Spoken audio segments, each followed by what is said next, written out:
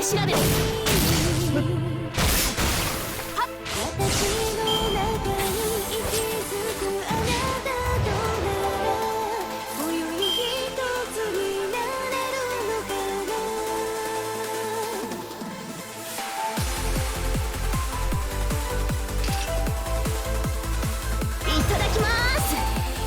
う一杯。戦いはこれからです。消えるがいい。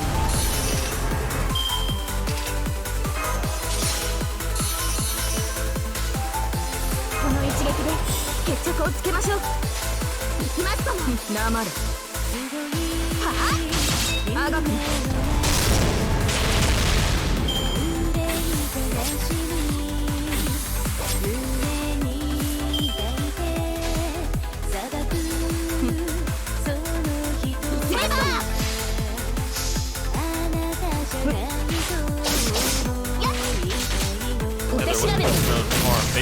Basically, the last couple 48 kilos, depending on whether or not you're going for shotguns.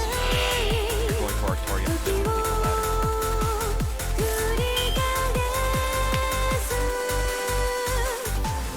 At the moment, I'm still clearing out gold currency. So obviously, this node with Skaha, the 1 million HP Skaha, is the best one.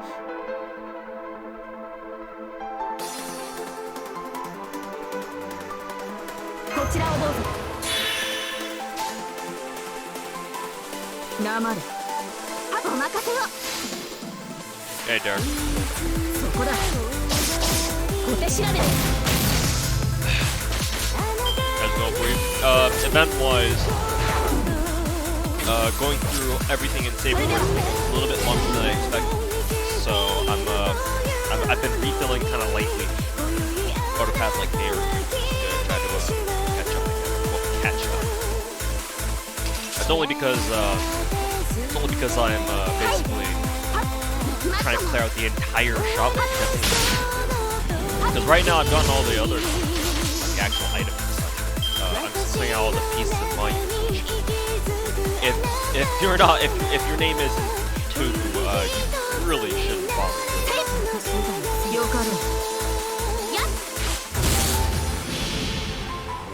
今光と闇が交わりセイバーに見える。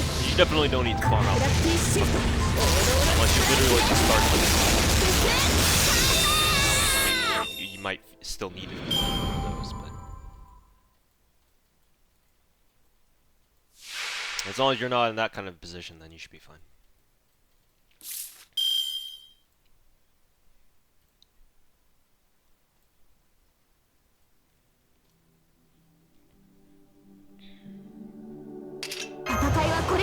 Is the music too loud? My bad.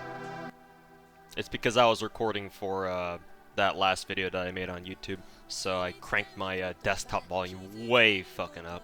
Yeah, it should be better now.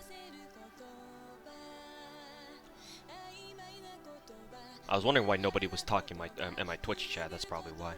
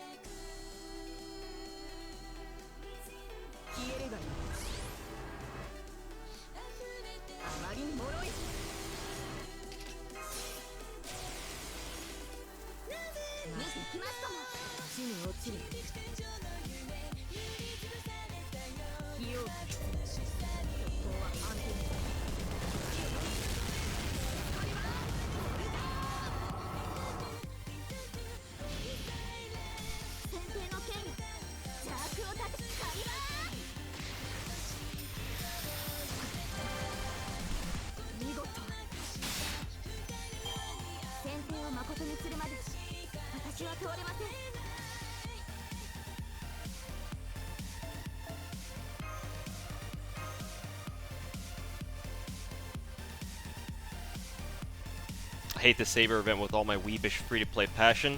Remember, it's a year 1 event. Back when DW didn't know how to design events properly. I mean, implying that they figured it out, but no, this event is not fun. At least you shouldn't be. I don't mind it myself personally, but let's see. Do I need how many more this gold currency? Like 800. And I am at. So I just need like 500 more, I guess.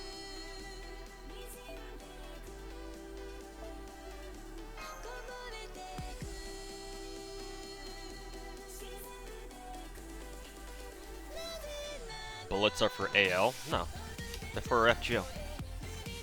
It's a joke.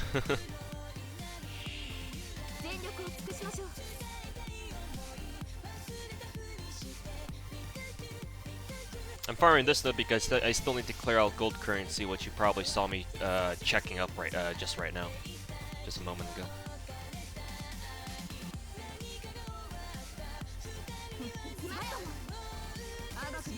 You get Dragon Girl and boats? Ryujo? Yeah, I got her last year.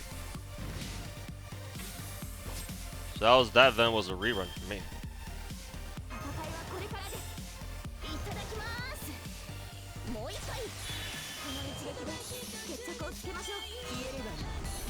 So from our Altera MP levels, is there a raid up today?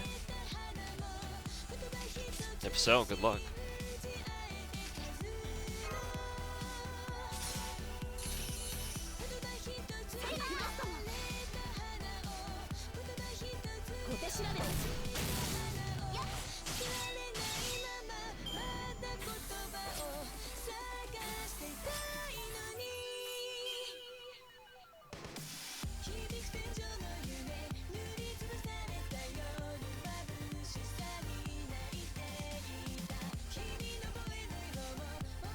What was that? What kind of notification did I just get on National Lane?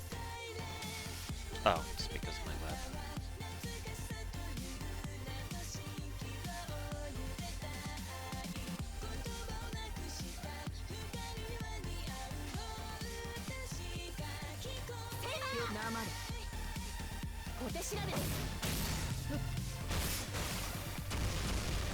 Lily's MP animation is kind of weak. Well, yeah, she's a debut character technically, and they haven't given her her MP animation yet. That'll be next year or like in 2 years. I don't even know when they updated it for her.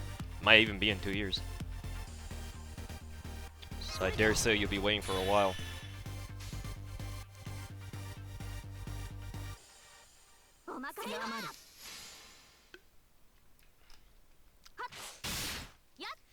Oh, he's not talking about Saber Wars raid up. He's talking about class summoning.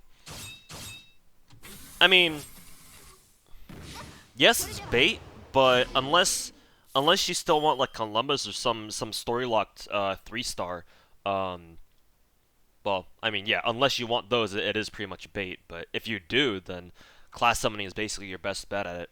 That's why they always have it every so often, so that they can give players they can always give players a consistent chance of getting like the story lock 3-stars that they might want more MP levels up without having to fucking dive into story gotcha like a fucking degenerate, you know?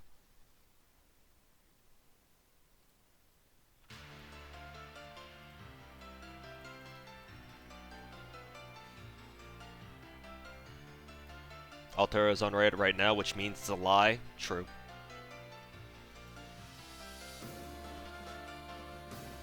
Not false. Okay, welcome to the stream, Murdoch. And happy Friday to you too.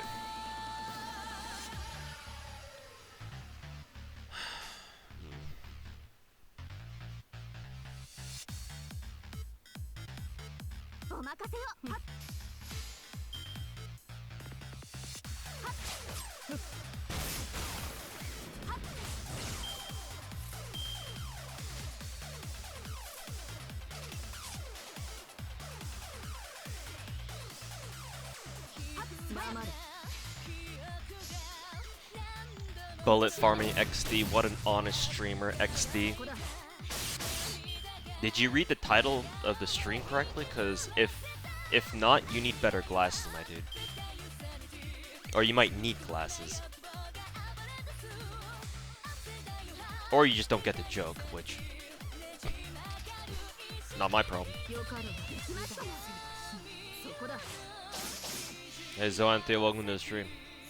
Hope you're doing well. And yeah. FGO farming's been going a little bit slow, which is why I'm streaming.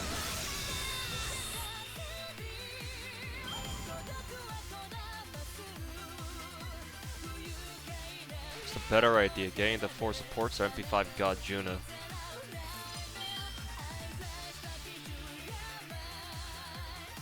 4 supports. God Juna is God Juna, but having supports gives you way more flexibility. IMO.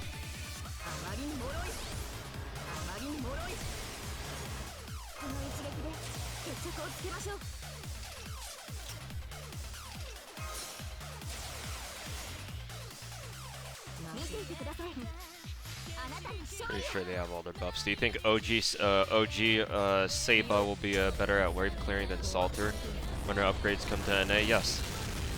Because Salter doesn't have a 30% battery, she only gets a 20.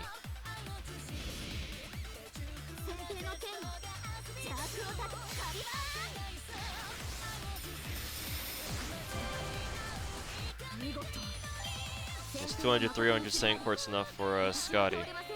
Like, would I have a good chance of getting her? No, you don't have enough.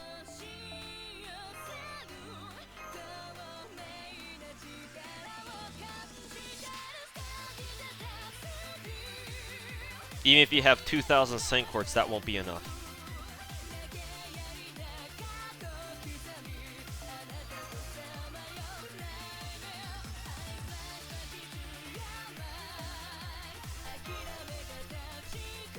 Any super team to clean this node quickly? Well, just counterclass with fucking scopes, my dude. If you want to do this quickly, you won't be doing it efficiently, but I'm assuming efficiency is not what you care about. You want to just do this quick, just bring 3 AoEs and boom, there you go. 3 AoEs and stick 3 stars of Artorium or Artoria, whatever the fuck, in the back. And there you go, you should be able to do it easily. But obviously you're sacking event efficiency for that. But if that's something that you feel like is worth it, then go ahead. Do it.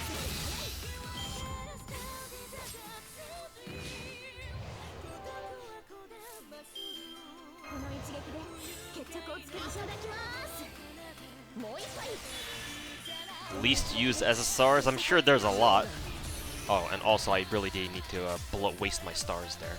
Kind of went on autopilot there for a moment. Talking to chat and whatnot.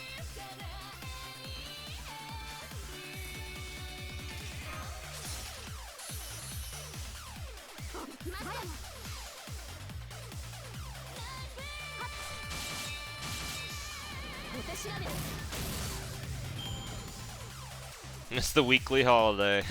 Friday, right? Yeah, enjoy your Friday, my dude. We free-to-players have to suffer with the gotchas.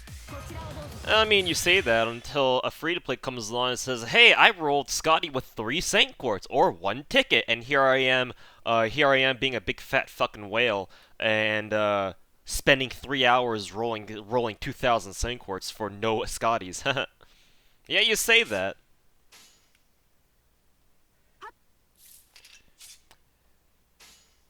You might say that, but you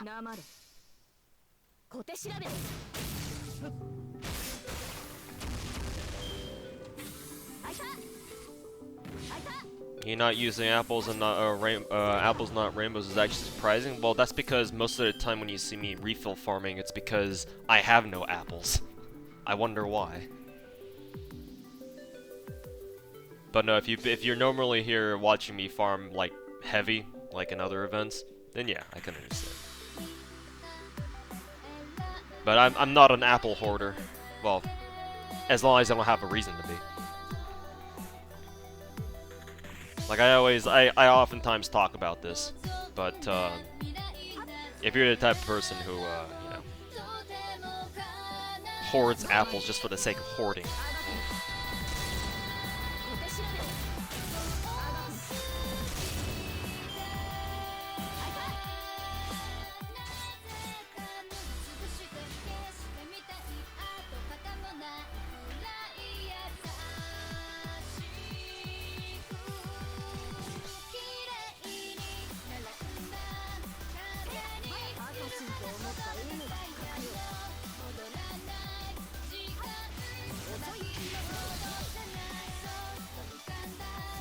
That's what I mean. It's pure suffering to see how everyone gets what they want, except for you. Okay, then it's not a matter of free-to-play suffering. It's just you with shitty luck. Because I can guarantee you that there are some free-to-plays out there who are extremely lucky and literally get whoever they want. And also, if you are free-to-play and you're complaining about how you have bad luck, welcome to the club, my dude. There's literally 98% of the rest of the player base is exactly like you. Get in the back. There's a waiting line back there. Fortunately, we don't have a Lily Brave Chain, which is kind of what I was hoping for. You start saving Gapples for Guildfest? I mean, sure.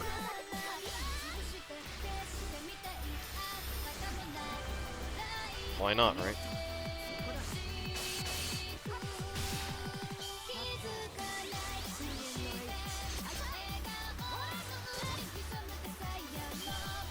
$500 apples. I didn't hoard them. Just no grind. Yeah. Are you also one of those people who always complains about being in QP hell and not having enough materials to level your servants? I wonder why.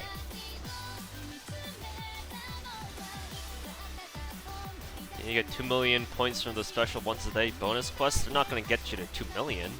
They'll give you a good chunk, sure, but to get you to 2 million from 1.2. So what? 800K? I don't know. Maybe. Have you checked? Have you done the math? You can do the math. If you really want to do that. Doesn't matter what we select here, she's got a beta. Yeah, Bond 10 Angra? Yeah, I do. I haven't done his interlude though, because I've obviously been focusing on doing some event grinding.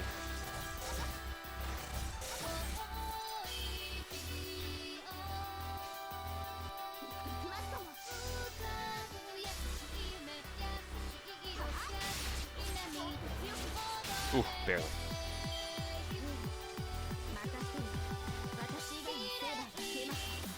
You usually have bad luck, you got your main waifus. So hey, you're one of the lucky ones then. Stop complaining about having bad luck. At least you're not one of those salty bastards who quit the game right after they blow everything for their main quote-unquote main waifu.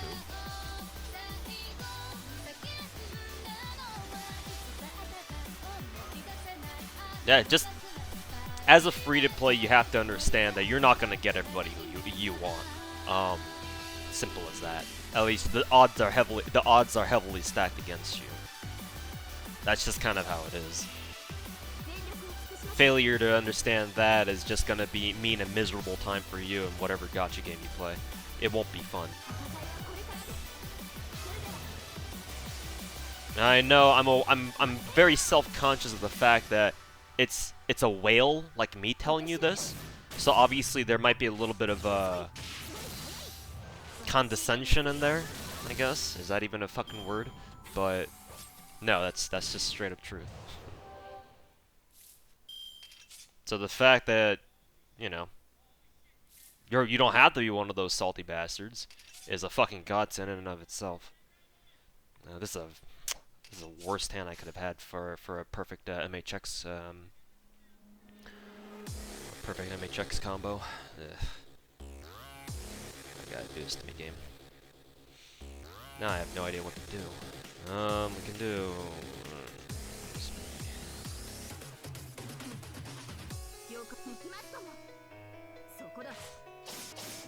This'll kill him.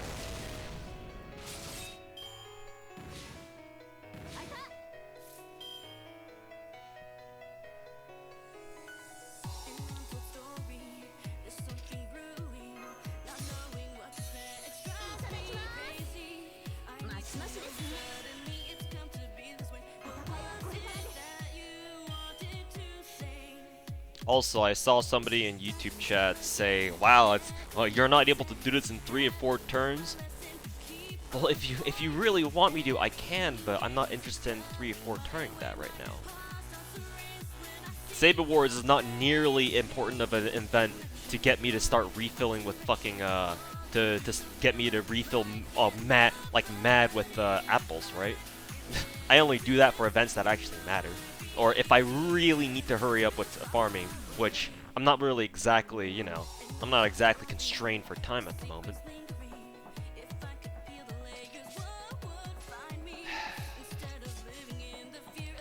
I'm not sure if this will kill. Hopefully it won't.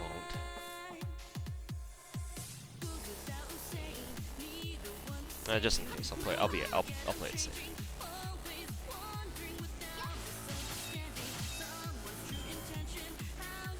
Saber look good? No, not really. Just use her as a wave clear saber, and that's about it.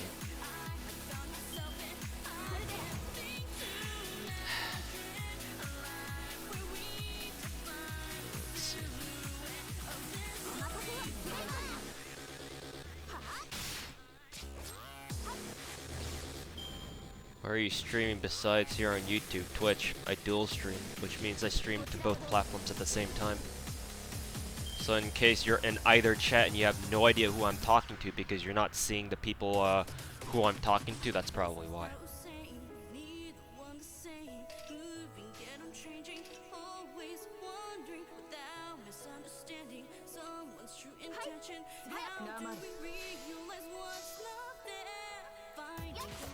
People should certainly have more time to farm now, that's for sure. Keck. Fucking Keck W, dude. You're at 100,000? You're only at 100,000, my dude? A week into the event and the ladder is 2 million? You better hurry your ass up, dude. How do you farm Altrium more efficiently? Excuse me, it's Artorium, thank you. But mistranslations aside, you just stack your entire backline. You just stack your entire line with sabers. Give me 1 second.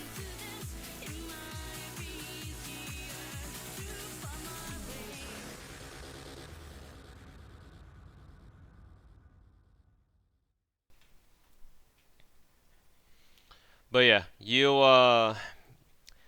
have to stack your entire line with sabers. Cause I don't know, I get the sinking feeling that maybe you didn't read the event stuff properly, but you were supposed to have stacked your entire party with sabers. Because for this event, MHX and Lily both have, what is it? It's plus 50% Artorium bonus and then 100% damage, or is it the other way around? Either way, I know for a fact MHX and Lily both give you the biggest bonuses for this event just for using them. Because from every node you get I almost said it myself. You get Artorium bonuses, right? So those contribute towards your Artorium ladder. So just by having them in your party, they increase your Artorium drops by however percentage much that the event says they give. And not only that, but they also have bonus damage for this event when you use them anyway. So it's basically the event telling you, hey, use these fucking servants, you dumbass.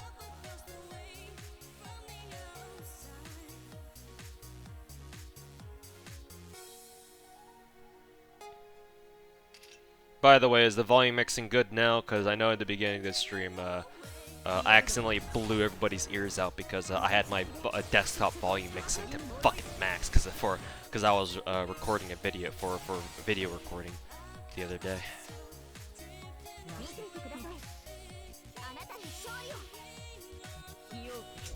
Yeah, for some reason, Salter or Nero are 30%. And so basically, your ideal team, if you have all these servants, right? Your ideal team for max efficiency Artorium drops or Artorium bonus boost is MHX, your own Lily. Oh shit, she didn't crit, huh? Your own Salter, your own Nero, and then take a support MHX or take a support Lily. So basically, your Saber, all, or your Assassin support slots are going to be your most important slots for this event to look for.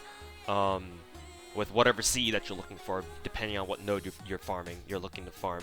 And then the last Saber is basically somebody in the third category. So basically any any gold saber who isn't any of the ones that we mentioned already. Just basically take your pick from there. Or if you don't have enough party costs to sustain them all, then, you know, default to like a 3-star saber somewhere. That would be your most efficient Artorium lineup. And then just insert any Cs wherever you see fit. I mean, that's basically how to do it. There's no real tips on, like, that's the only tip that I can give, because it's like the straight up most efficient one. Just look at the your event bonus servants and then just stack as many of them as possible. And then if you don't have them, or if you just don't have enough party cost, then just, you know, do some finagling so that you can you know, maybe use somebody else, but still manage to bring them the most you know, bonus. It's not hard.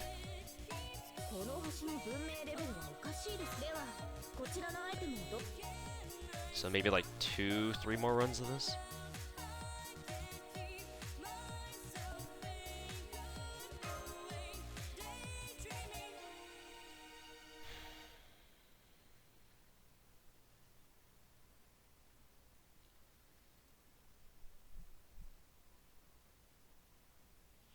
Imagine calling Chloe Kuro.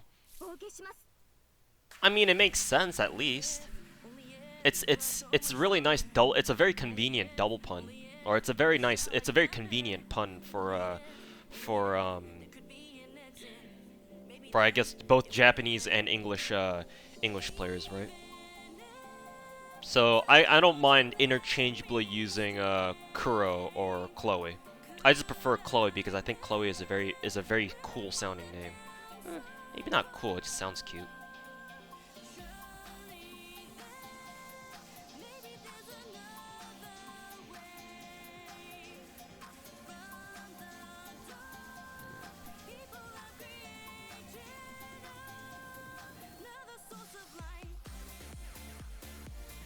WTF, Abby can remove every buff before dealing damage.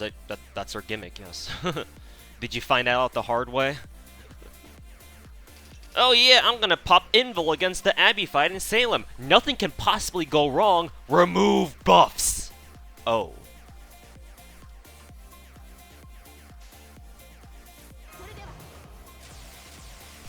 Pepe laugh, he doesn't know.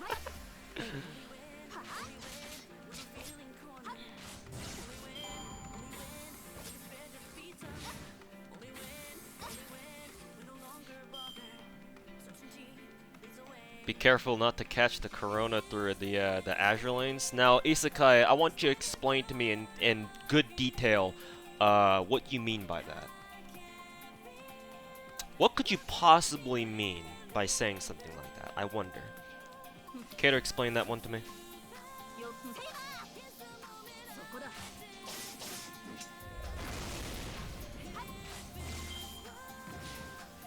Because it's a Chinese game? Ah.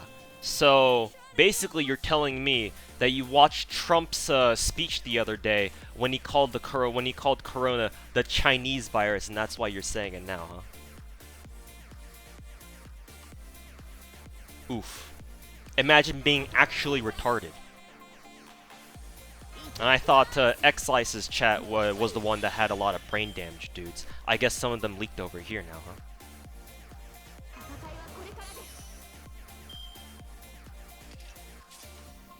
I'm gonna pop Salter's Instinct just in case. Cause fuck you, RNG. I'm gonna go for Salter.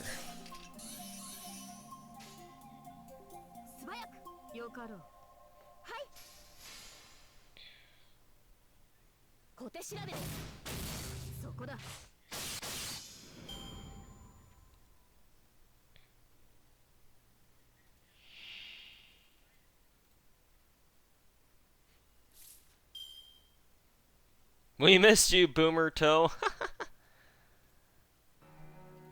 First thing in chat, first thing you say in chat is that I like it. I like it, my dude. Welcome to the stream.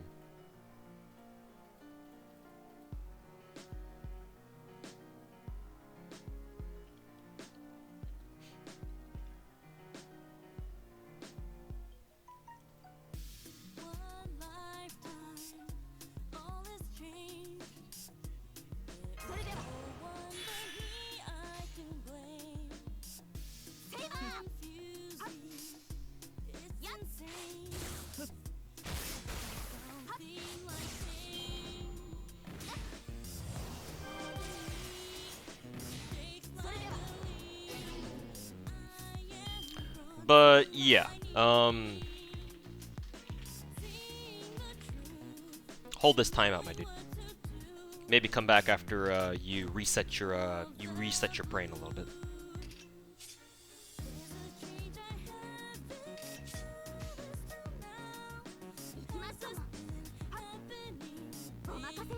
Hopefully Lily gets a crit on this. You hate yourself for still not playing FGO yet? Why? What for?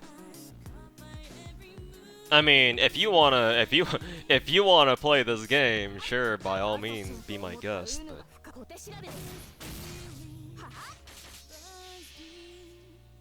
if you're only talking about, hey, I should have started this event earlier, then yeah, sure, that's fine, that's understandable. But by this point, FGO is kind of like one of those games. I guess you could kind of say this about any mobile game, right? That's been going on for a while, but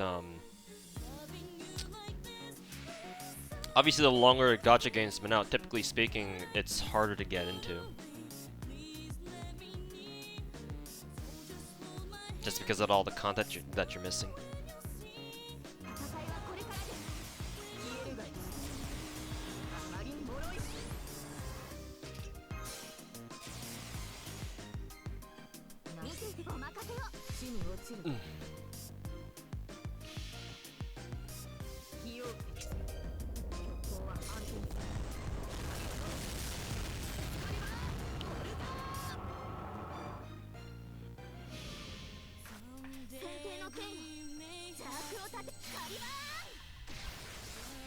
There's enough dark humor to be had without the need to go without the need to be racist. My problem is that, I mean, Minecraft said he wasn't trying to be racist, which may be true. But my problem is that he was associating a virus that has no nationality to be Chinese. Like, what does a virus have anything to do with race? Like, a virus is a virus, it's not human. So let's say, for example, Corona it didn't start in China, but it started right here in the good old US of A, right? Are you gonna call that the American virus then? If that were the case? Or hell, he said he was American, right? So what if that virus started in whatever country that he lives in? You know, let's assume he's European, because he said I don't even live in America. Okay, then let's say you live in Europe, somewhere in Europe, then, right? God forbid. So if the virus started from your country, are you gonna call it, you know, insert your country here, and then call it, you know, just as a wild example, let's say it started in fucking, you know, France. We're gonna call it the French virus then? Oh, baguette, baguette, baguette. We're gonna start spewing all the fucking lame ass internet French memes that we all fucking either know and love or hate. Is that how it goes then? Like, a virus doesn't have a fucking nationality, dude.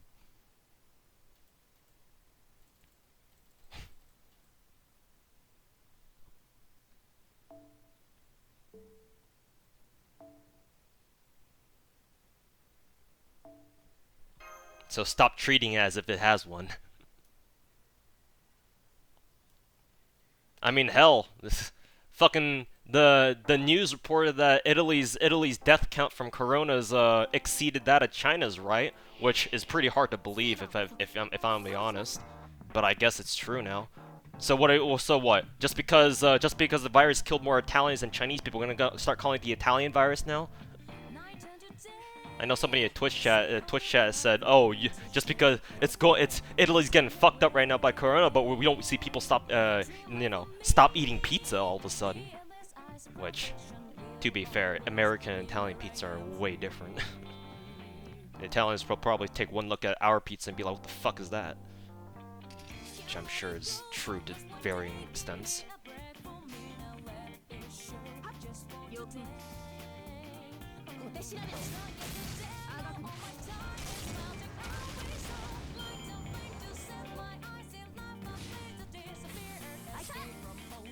We have Spanish flu. Again, another one of those cases where that kind of a name is really fucking stupid.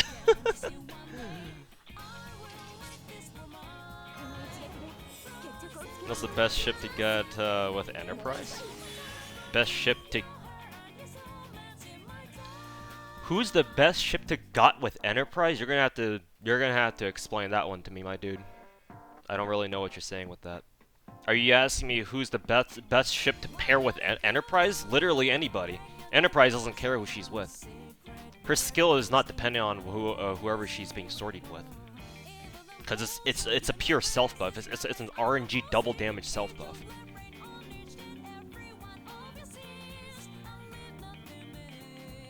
So you can field her with anybody. Doesn't really matter. I mean, if you want to get more out of Enterprise, then there are some boats who buff carriers or who buff main fleet damage. I mean, she's a limited boat, but Sirius is one of them.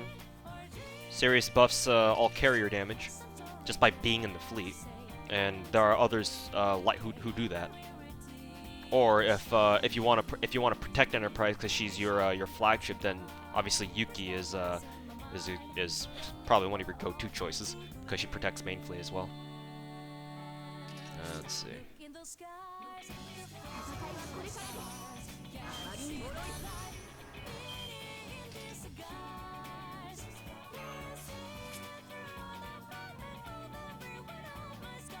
Let's do Sulfur again.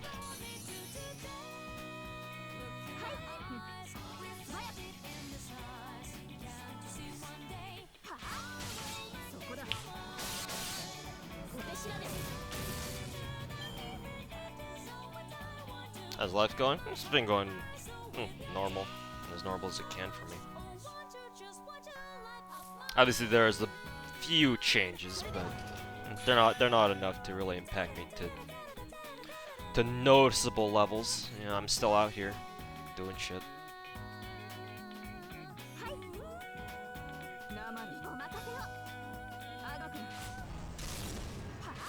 Meanwhile, excuse me while I eat this banana.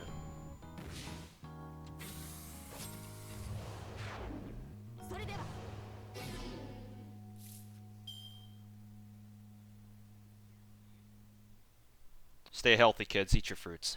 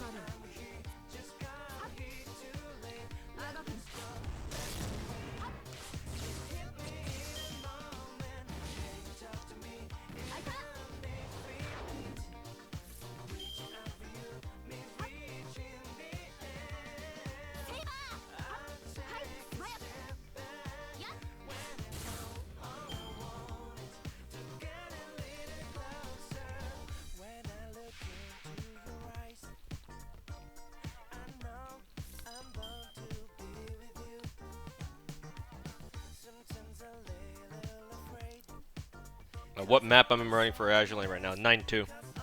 It's the highest that I can go with the fleets that I'm trying to level at the moment, while also being as quote oil efficient as possible.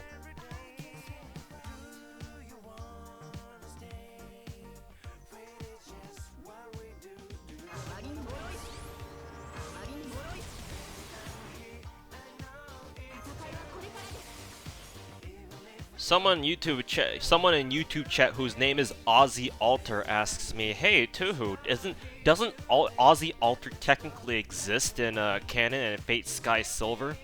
Bro, does it look like I fucking know? I am not a lore guy, my dude. I just play a fucking Fate game because I'm a goddamn casual. Also, why are you asking me if he exists if your name is already that? Shouldn't you, already know this?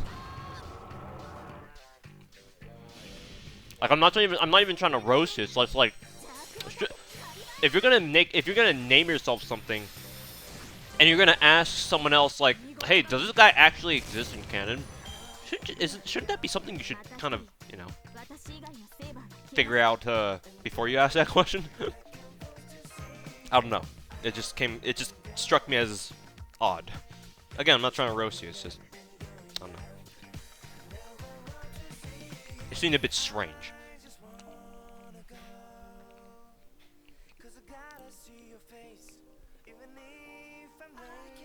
What's better, a party full of armpit Cs or a party-wide buff C? Well, party-wide buff C.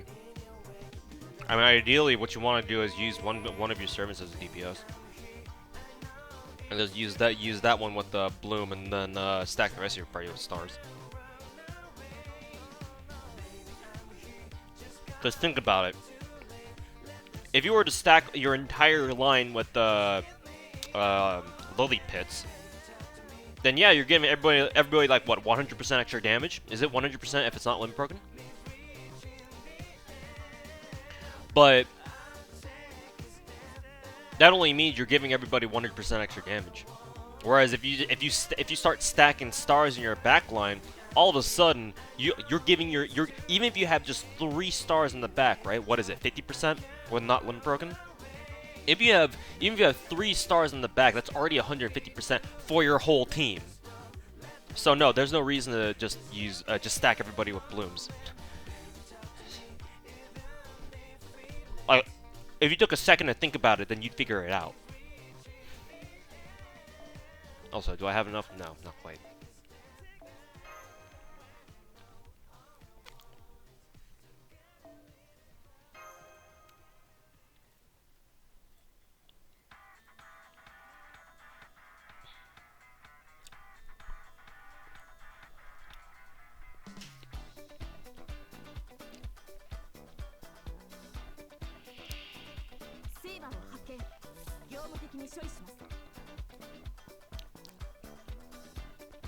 Not gonna lie, lily pits threw you off. It's a joke. It's a common nickname for us to call that seed, lily pits. It's an OG name. We called it lily pits 2 years ago too.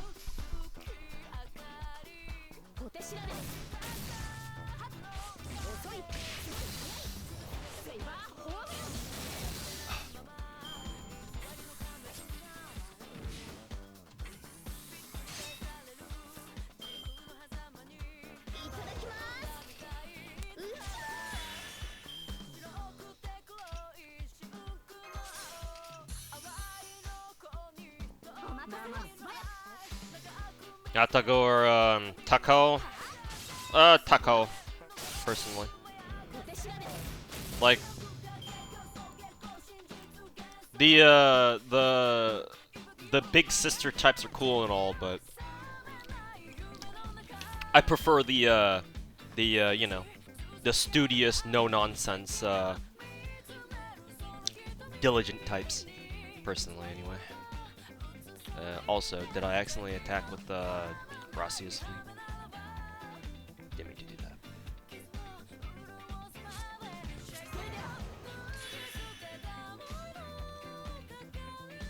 Let's see, I can do this.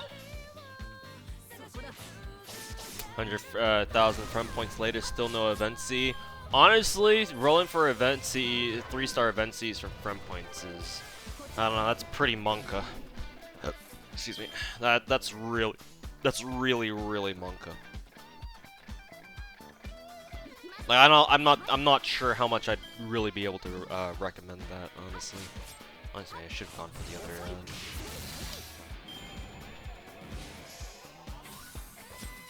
It was a better Yandere, Taiho, or Akagi? Taiho.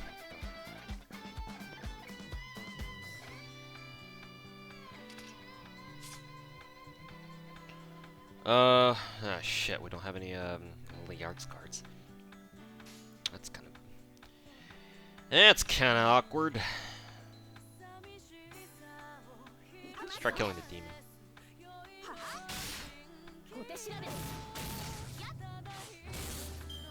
Which new Tama class do you want to see? Saber.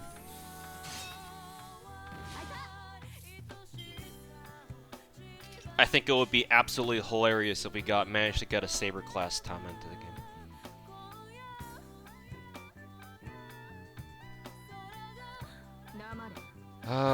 Let's see. I wanna get. Before we do that, let's heal.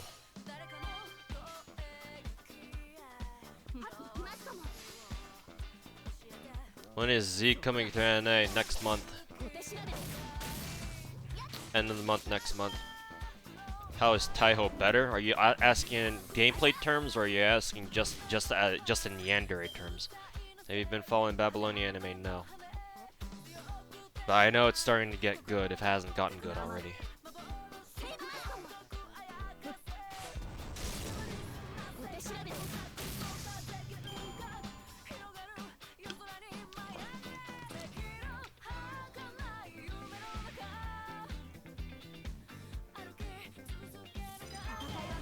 In yandere terms,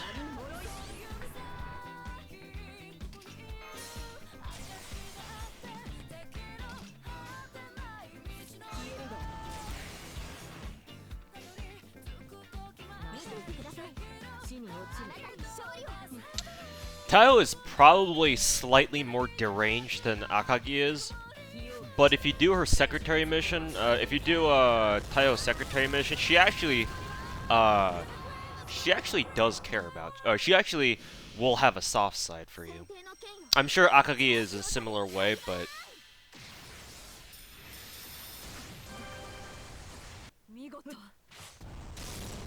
it's probably a little bit of bias in there somewhere. Now that I think about it.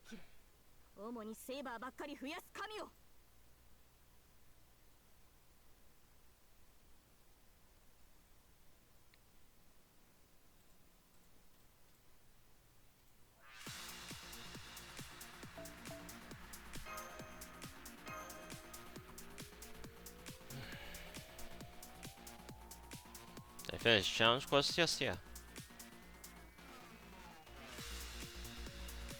Right here? Yeah. Oh, the next invasion is up. Let's see. It's just one more one of these runs. I'll do the invasion. I'll get started on Farm Moratorium.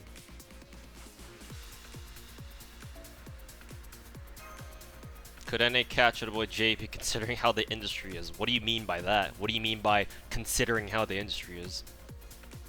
And also the answer is no. Hey Lucy, welcome back.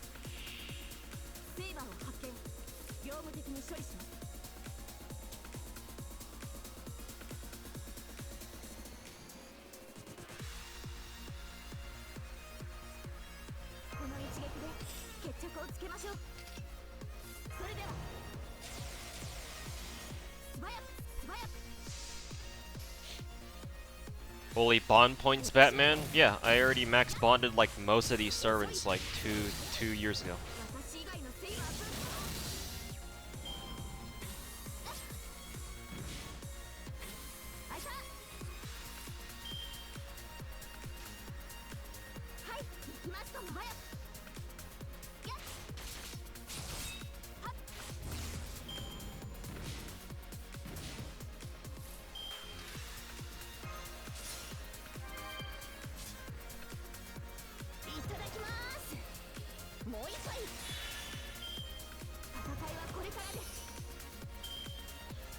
That should be good enough.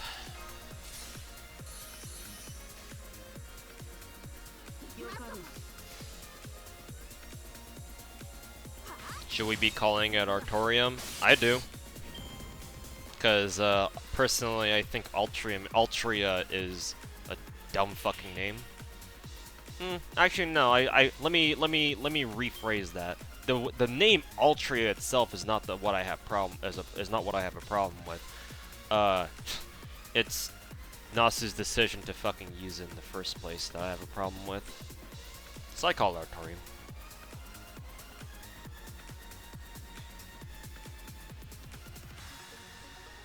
see, go back to 9-2, and just keep grinding away, I guess.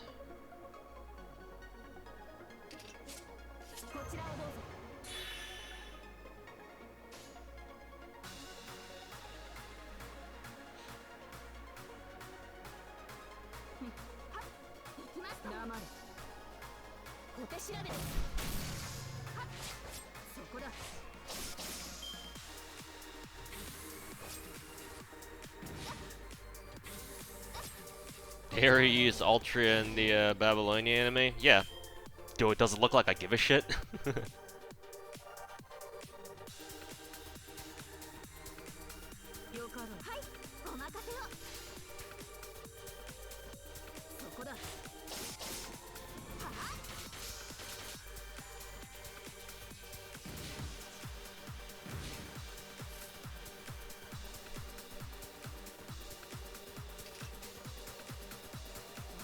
You think we're gonna get something early or earlier in normal? Who knows? So I have to fight our way through. Have you ever used the macro for farming? No, never. All the farming that I do is 100% organic and natural.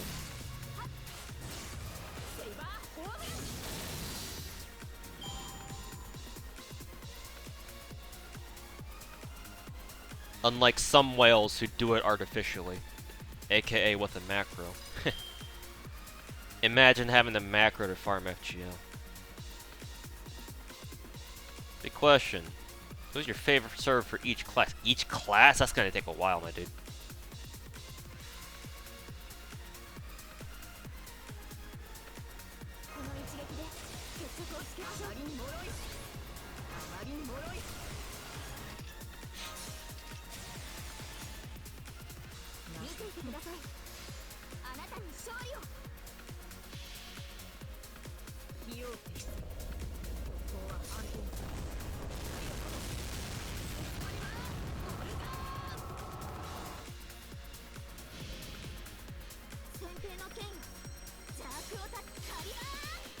See enemy at the beginning of your Kiara video. I believe the English name for that anime was a world where sex jokes don't exist or something like that, or is it's either that or it's the I know the anime, I don't know the name. It's either that or it's the anime. It's the one anime about a guy who joins the school disciplinary committee, and it turns out the not the disciplinary committee, just the what is it? Just a student fucking government body or whatever it is, and turns out the entire all 3 members who are all girls are fucking horny as hell. Sorry that it's one of those 2. Again, I don't know the name. Parker over there. Okay, and I think that's really about it. And with that, entire shop is bought out. Nice. Nice. Go over here, and then grab this. Pick another song. Pick a top tier.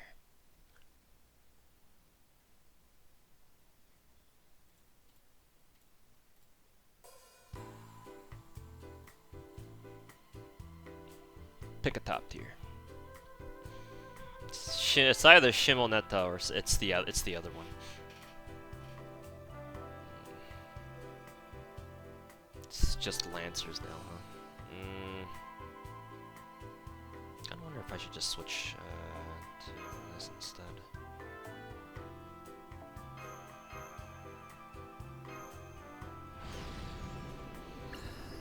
No, I don't plan on playing any other gacha game for the time being.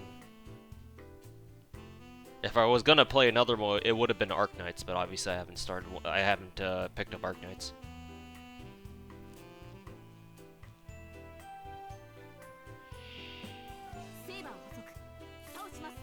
Yeah, Manuel. Of course I've heard.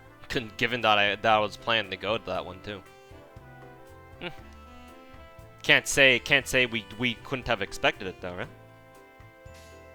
We'll see it another time. Does Girls Frontlines count as a gacha game? Sure. I mean, it still has that whole RNG hero collector aspect to it, right?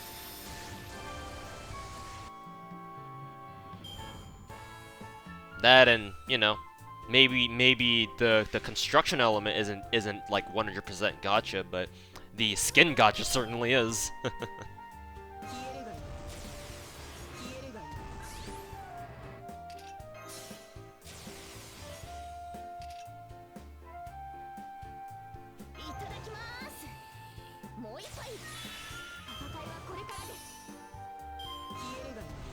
Do you feel burnt out on playing 3 gacha games? No. Not really. Mainly because FGO, it's the rerun, so it's not really like a full-blown event. By this point, like, it's safe to say that I'm, you know, for the most part, like, I'm pretty much good on events for as far as FGO is concerned. Oops. Whatever, keep pressing all sorts of buttons. So all these reruns that we're getting, it's just all a big old fucking snooze fest for me at the moment.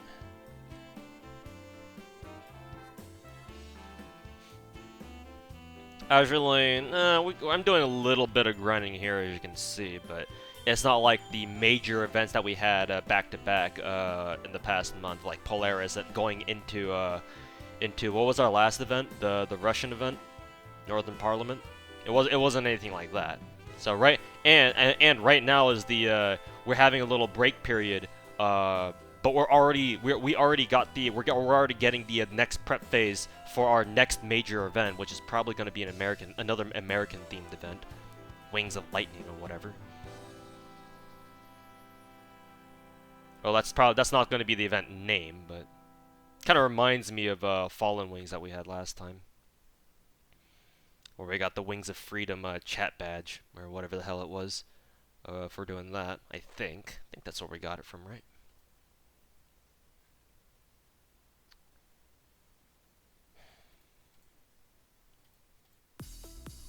So currently, I'd consider both boats and FGO to be on quote dead weeks, even if they're technically not actually dead weeks.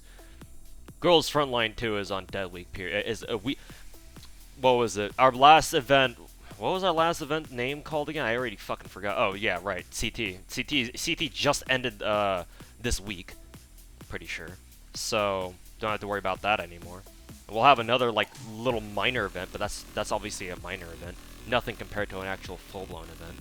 So no, not really feeling too burned out on 3 gacha games.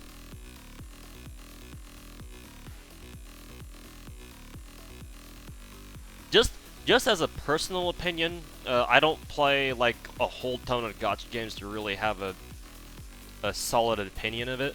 But I get the feeling that it's easier for you to go hard on like, you know, a couple of gacha games rather than you being a quote casual or free to play on like a whole bunch of different gacha games. Cause it's like, you know, even if you only have like a cursory understanding of like all the different kinds of gacha games that you play, if you play enough of them, your brain's gonna get fucking fried because you have to switch gears to a whole different game over and over and over. Whereas if you're just playing a you know, just a couple of gacha games, but even if you do go pretty hard into each of them, it's like, well, you know, it's only like 2 or 3 gacha games at the end of the day, right? And yeah, your understanding of each game, because you're only focusing on just those couple of games, might be deeper. Mentally speaking, I don't think it would be as exhausting, because at least you don't have to switch fucking gears like completely every time you want to switch to another game, or at least you don't have to do that as much, or as many times as, you know, somebody else might need to. No, that's just my opinion. Maybe it's actually not that way. All right, let's go into this one. We'll actually start climbing the ladder rather seriously. Alright.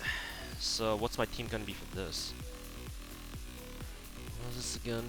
I think for this one, since the shop is completely clear, we're just gonna go full scope the entire way through.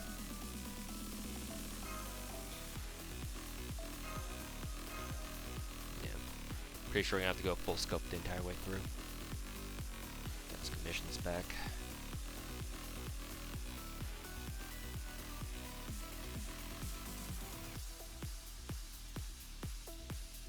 More oil commissions. Let's see, let's check my soft map ladder.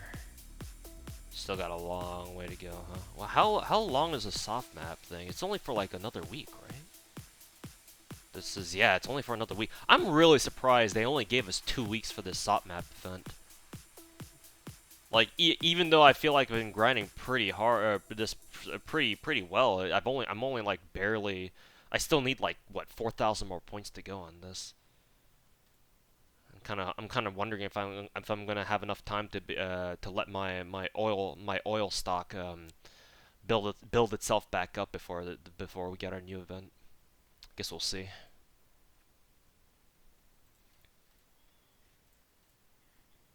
Alright. Let's just YOLO this. I'm not even gonna bother looking this up on the wiki.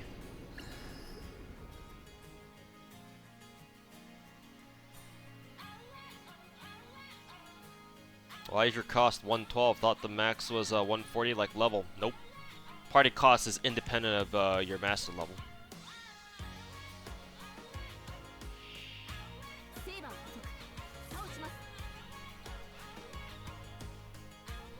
You must be thinking of your AP count, because I believe current AP count is 140. And I believe that coincides with your actual master level, which makes sense, I suppose. But party cost? No, that's something different. Max party cost is 112. And you can only get it when you hit master level 140.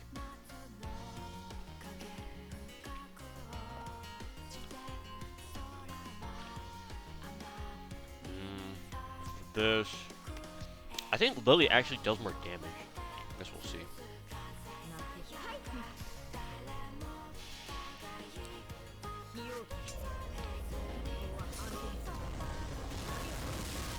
E2ing your ops in Arknights right now. Just need 2 more to go. Hey, congrats, man. I know, I'm aware that, even though I don't play Arknights, I'm aware that E2ing operators at the moment is very tough.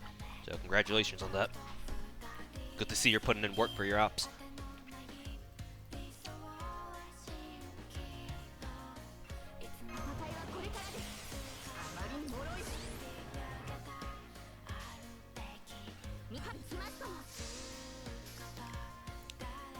Do you regret downloading FGO? If I ever regretted it, I would have stopped already.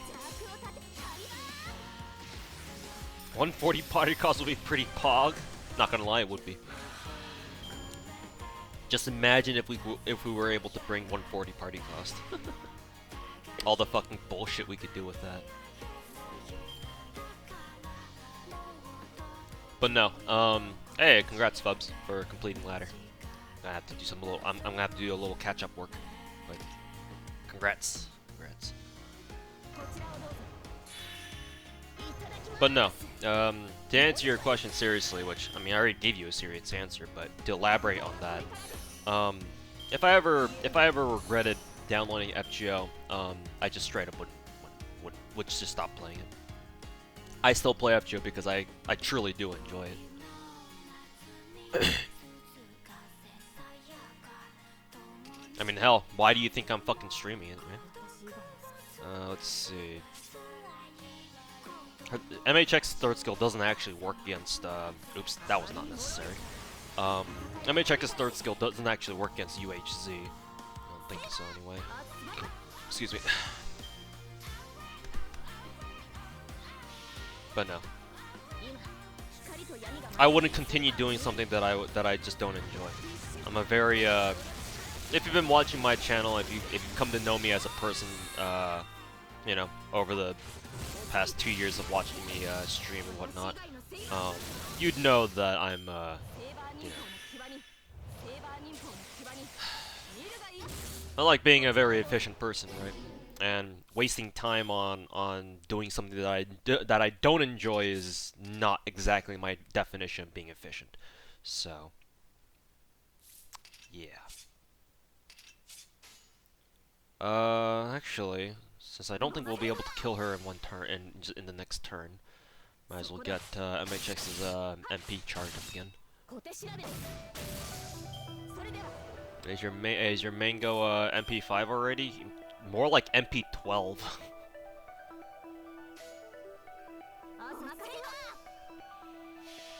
Who would do more damage, MP5 LE Brave or MP1 MHX?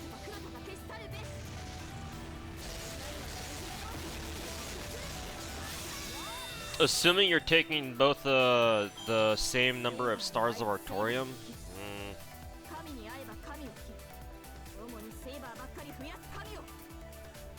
That Homunculus baby. Oh no, that's actually kind of tough. My gut feeling says MP5 Mecha Liz, but try MHX anyway, see if she can get the job done.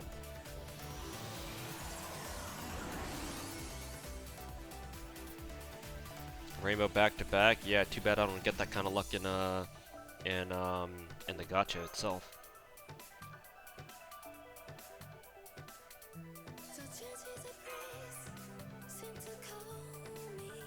Honestly, I think the better thing to do here is maybe to bring it's honestly probably to bring, what is it, Purely Bloom on MHX. Might be a better play here, actually.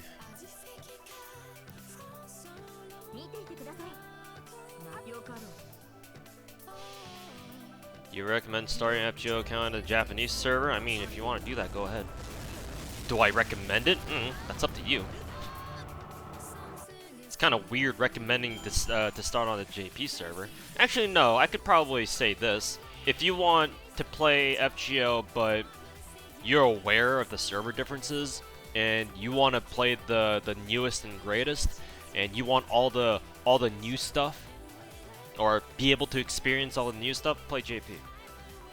If you want to play a version of FGO where you already know everything that's headed your way, and you want to be able to plan around that accordingly, play NA. Oh, and also, if you want to actually read what the fuck you're reading, or what you're doing, then sure, yeah, come play NA.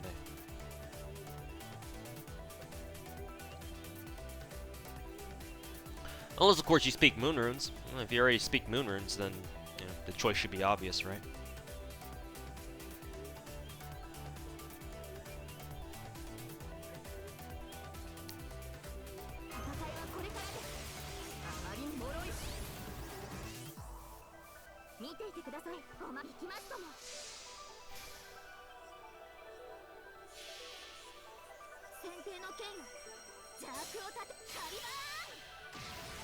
I mean, Maestro, you make that sound as if I was planning to leave somewhere.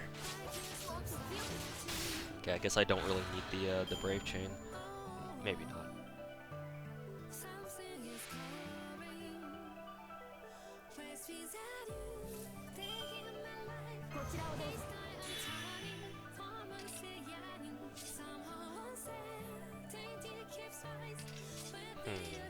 Maybe I can do this.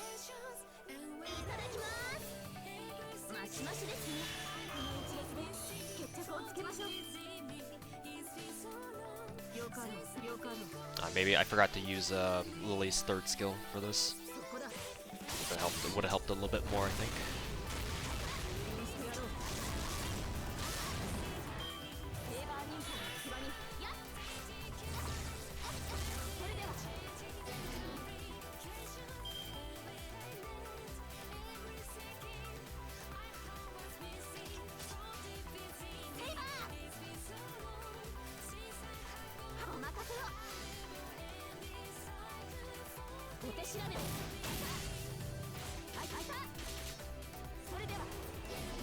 Hey Chaos, welcome back. And of course they would she would stun MHX. Wonderful.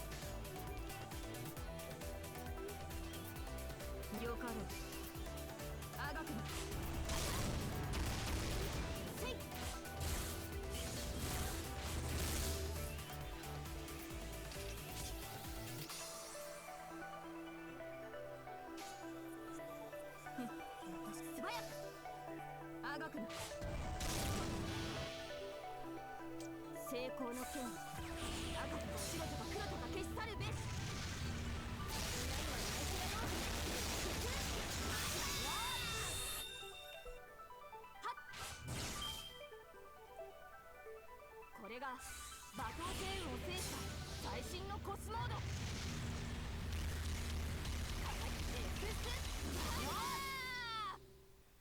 セイバーをそれではここまでか。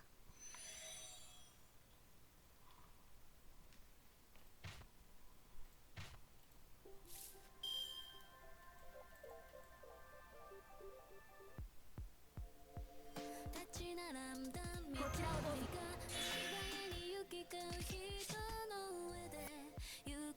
この一撃で決着をつけましょう。いただきます。マシマシですね。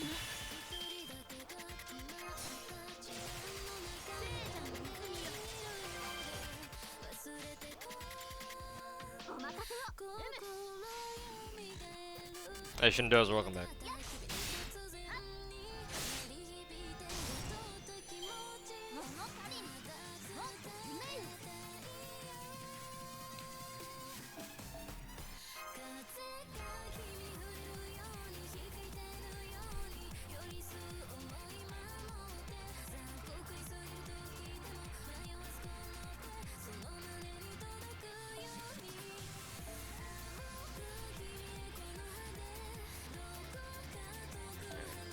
'Switch this up a little bit. Let's bring Purely, and then let's see.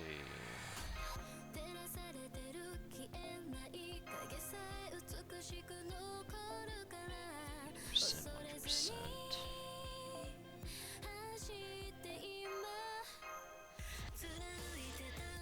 Let's try that. We'll see how much more damage we can squeeze out of MHX if we do this.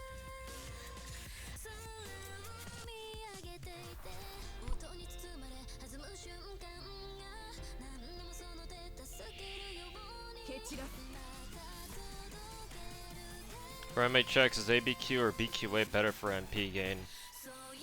Typically ABQ, but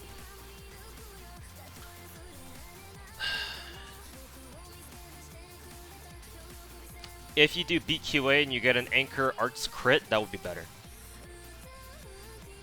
But if you don't get any crits on your ABQ, then BQA would be better with an Anchor Arts crit.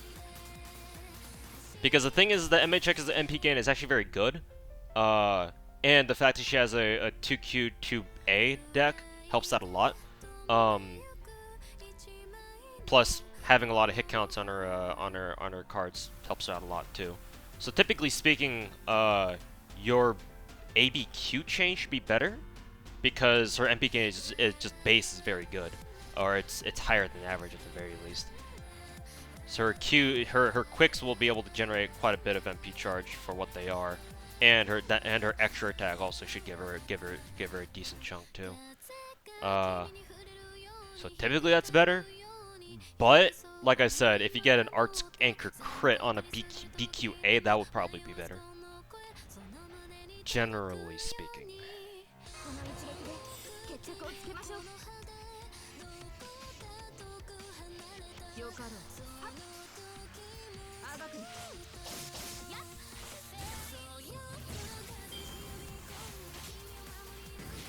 Hey, congrats, sandwiches on your Limburger star.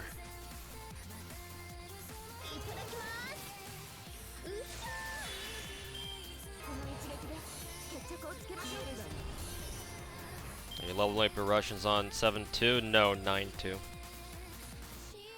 Leveling Russians and trying to climb the soft map ladder, which seems to be taking me a little bit of time at the moment.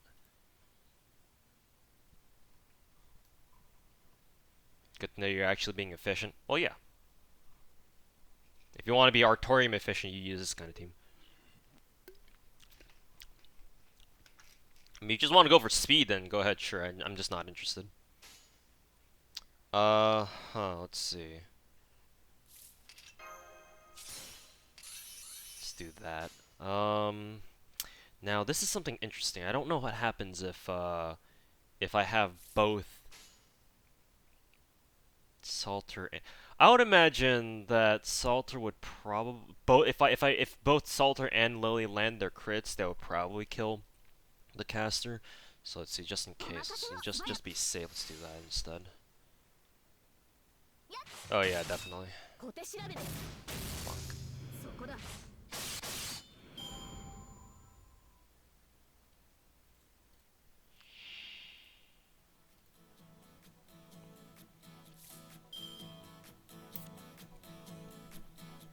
By the way, in case you guys haven't noticed, the reason why there's a caster in these later stages, you've probably noticed that there's a caster enemy on the first wave of this node and then the Skaha node. I don't know if there's one for... Oh no, there is one for the Tesla node as well. There isn't one for the Jean node though. So for the silver currency, the gold currency, and then the Artorium farm nodes, all three of them have a caster in wave 1. The reason for that is because you beat up the caster for more MP gain. Because this is something that I've always said, so for you older viewers of mine, you guys will probably be hearing this for the fucking 100th time already. But for those of you guys who are newer, attacking caster enemies at all gives you 20% more MP gen by default. That's why there's a caster enemy in wave 1 for all 3 nodes. It's there for you to be able to charge your MP faster. And it doesn't matter who you're attacking it with. You can attack with the fucking assassin like I did with MHX and you'll still get the bonus. So, if you don't have scope privilege, which I know most of you don't, that's why that caster is there. And that's why I already have MHX's MP charged up already. Alright, should probably do this.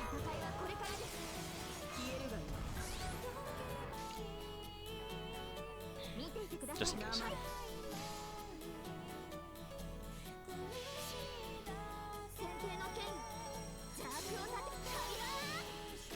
Yeah, it's a hidden mechanic. Just like a lot of other games that exist, FGO has its fair share of hidden stuff. Casters give you 20% more MP gen. Berserkers are the exact opposite at 20% penalty for whatever fucking reason, which is very annoying. That's why if you've ever fought against Berserkers, then you've always thought to yourself, huh, why aren't my servants charging their MPs as fast as they used to? That's why, because fucking Berserkers give you 20% MP gain penalty for some dumb reason. And then Casters are the exact fucking opposite. All the Saber classes are normal though. Riders are normal, I believe, as well. Riders actually give you 10% bonus, just like casters. And then assassins and berserkers are the ones that kind of fuck you. Let's see, let's go with this. Most of the vets know. Most people who play this game are not aware that this is a thing. At least not. I'm sure, like, maybe the other servers, the players may have an idea of what's going on, but you ask people on NA to you know, explain to you what the fuck's going on, most of them probably won't.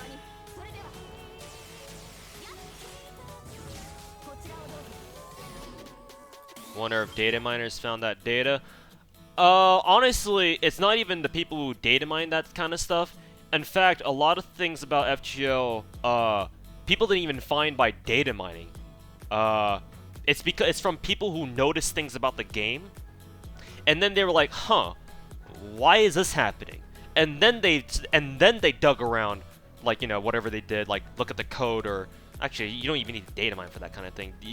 I'm pretty sure people have access to old game files of like older builds of FGO's code. And it's not like they changed the game, like they changed the actual game code, like in terms of like base gameplay mechanics. Unless your name is like Iskander or something.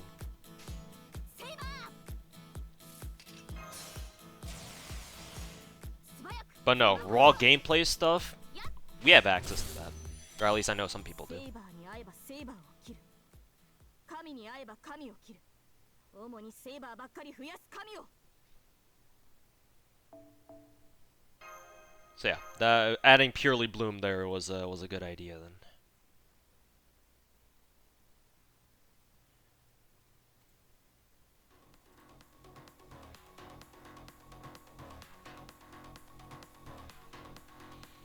Azure Lane on the bottom left. Yeah, I'm currently in the middle of grinding out some grinding the soft map ladder at the moment. So I still need to do that. All right, Amory. Good luck with your homework, but hang on as much as you need to, or as much as you want to.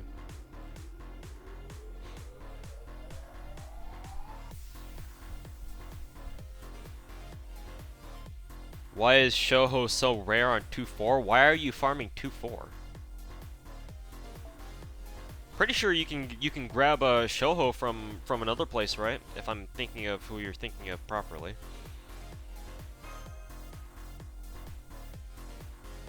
Also, why is she such a rare drop on 2-4? Well, because you're farming chapter 2 for a fucking drop boat.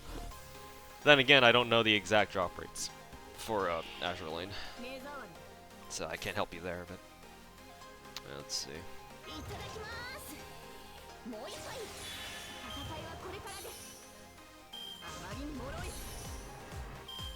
Oops.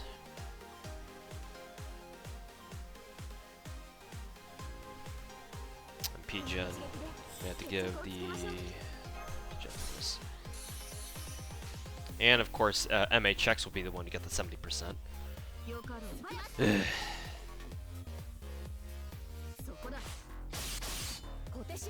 That's the only place that Shoho drops? Are you fucking kidding me?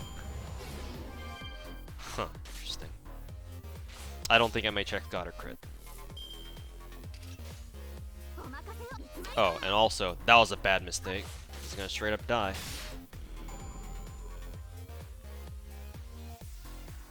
Which of the 3 gacha games is the most difficult for you? Girls Frontline.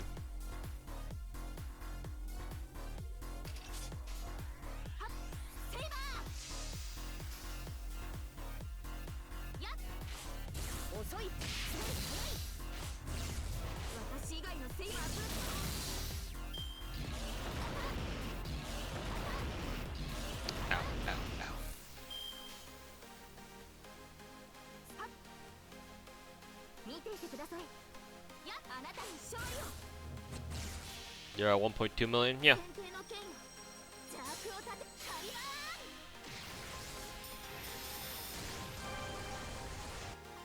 Not farming like an actual madman will do that. Can you go into detail? Sure.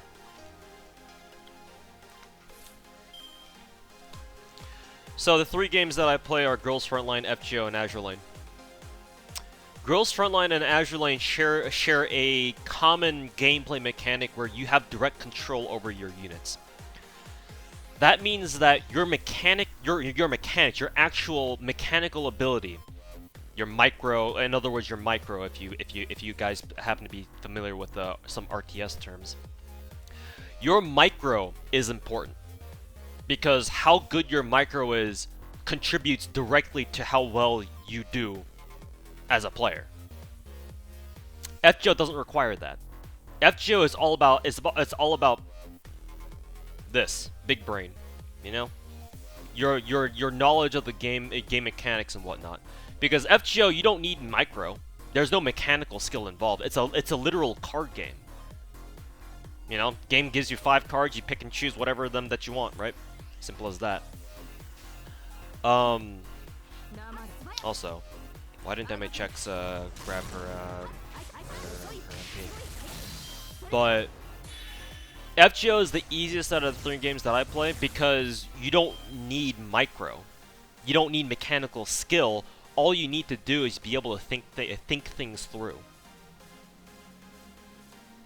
But for Azure Lane and Girls Frontline, there is mechanical skill involved. You do need micro. And, you know, most of the time, it doesn't matter. Because most of the content doesn't require you to be a fucking, you know, diamond level StarCraft 2 player on the ladder. But sometimes there will be. Like in Girls Frontline, the ranking stuff. The ranking stuff and some of the harder content. Azure Lane, there's the challenge mode, and in fucking world and some of the later chapters for the main story where the game absolutely fucks you if you're not controlling your fleet and you're just going in there just fucking YOLOing with auto. Yeah. At a certain point, both games demand that you have a level of micro that not only requires you to know, about the mechanics of the game itself, but also that also tests you on like, hey, do you know how to control your units in ways that sometimes we don't explain to you how? Azure Lane is the easier one between that and Girls Frontline because for the most part it's very simple. The micro is very simple because it's a bullet hell shooter, right? For the most part, it's a side-scrolling bullet hell shooter. Basically, your level of micro boils down to, hey, don't let your fucking boats get hit by these goddamn bullets. Pretty easy, right? Girls Frontline, yeah, that's a thing. That game doesn't explain to you why micro is important. Let me put on some music here real quick. That game doesn't explain to you why micro is important. It doesn't show you how to micro. The game will let you know that, hey, microing is a thing, and you can tell your guns to run around places on your little 3x3 when they're in battle. But that's literally it. The game doesn't explain to you, hey, you can withdraw one of your guns, just one, not your entire team, just one of your guns at a particular instance so that they don't take any damage when they're starting to get attacked. And you can just retreat them and they take no damage while they're retreating. Because that's a thing. Hey, there is a couple rifles in the game where they have the ability to one-shot enemies if you control them right and you have the right teams.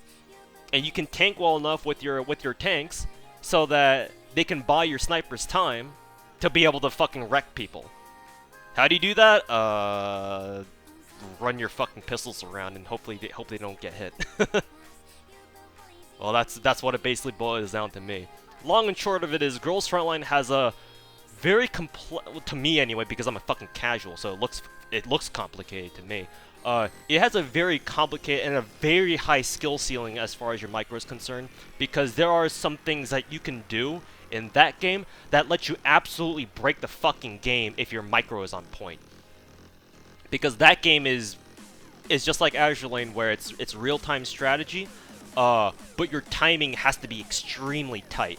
That and the controls aren't the best. There are some of you may have watched me play Girls Frontline, and God forbid, maybe some of you watched me struggle through ranking for CT the other week. Yeah, the controls for that game aren't very friendly, at least not to me. I would assume that it's just one of those things where you just have to get used to it, just play a lot and get the mechanics down so that you don't fuck up as much as I did. But to a new player, microing in that game is not very friendly, even for me on a fucking tablet. It's to the point where some people play Girls Frontline on a goddamn emulator so that they can use macros to help them micro, which is kind of ironic. But no, that game is hard.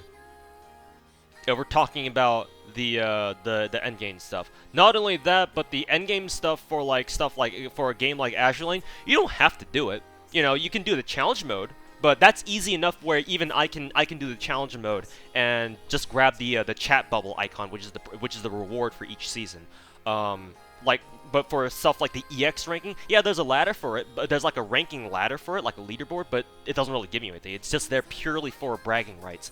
And really, the most you'll ever need to do is like the SP node, if that's available, for extra event points. Girls Frontline you do need to eventually do like some of the ranking maps and whatnot, because they've been they've been starting to ramp up the ranking rewards. Like for example, CT, which was our last event, which was our very last event that that ended this week, had a special equipment for G41 that you could only get by scoring top 50%. So basically, if G41 is your waifu, or your raifu, as we call them in that game, obviously you want her special equipment. But in order to get that, you have to place top 50% in the entire player base for a ranking map, which is extremely fucking difficult. At least to me anyway. So eventually, Girls Frontline differs from Azure in the sense, in that sense where, yeah, the game will make you, or at least give you a very good reason to start doing some of the hardest content in the game, if you want something, if you want a particular item. Whereas Azure it doesn't really matter. If you don't want to do the hardest content, you don't have to. The game doesn't incentivize or penalize you for going either way, other than oh, here's a nifty little leaderboard or whatever. Let's see.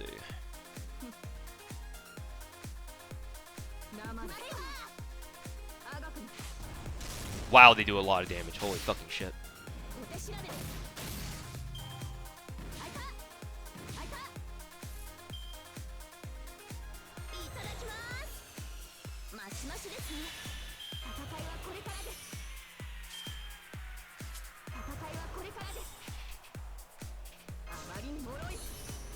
So that's my very long-winded explanation on why Girls Frontline is the hardest out of the 3 gacha games that I play. Because the level of, it requires you to have mechanical skill, aka micro, and you need to use it. Which is a big Monka S. Big fucking Monka S. Wow, MHX did not want to get any of her stars there, huh? Oh shit. In that case, honestly, maybe I shouldn't even go for a, I guess I will go for the arts chain at least. Oh, she crit.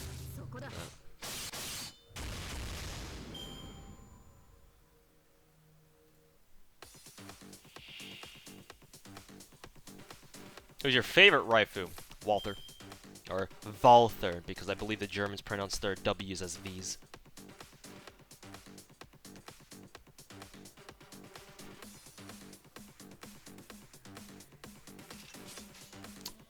Let's see, I'm gonna try to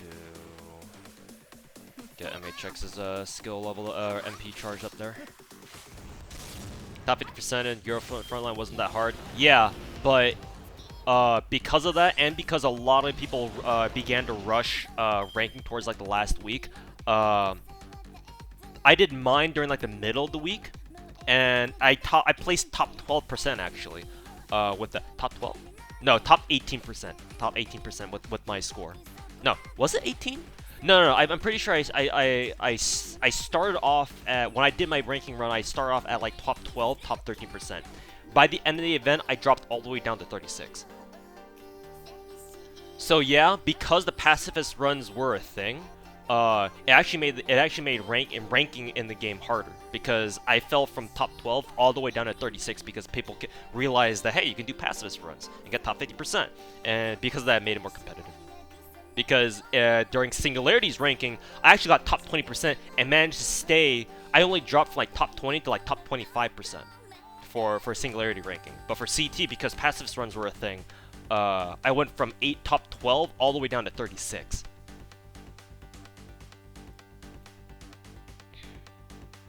Walther, and then followed by DSR 50. My favorite class of guns in Girls Frontline are snipers, in case you were wondering. Which I don't think anybody need to worry about that or wonder about that now, do they? Let's see. Let's pop.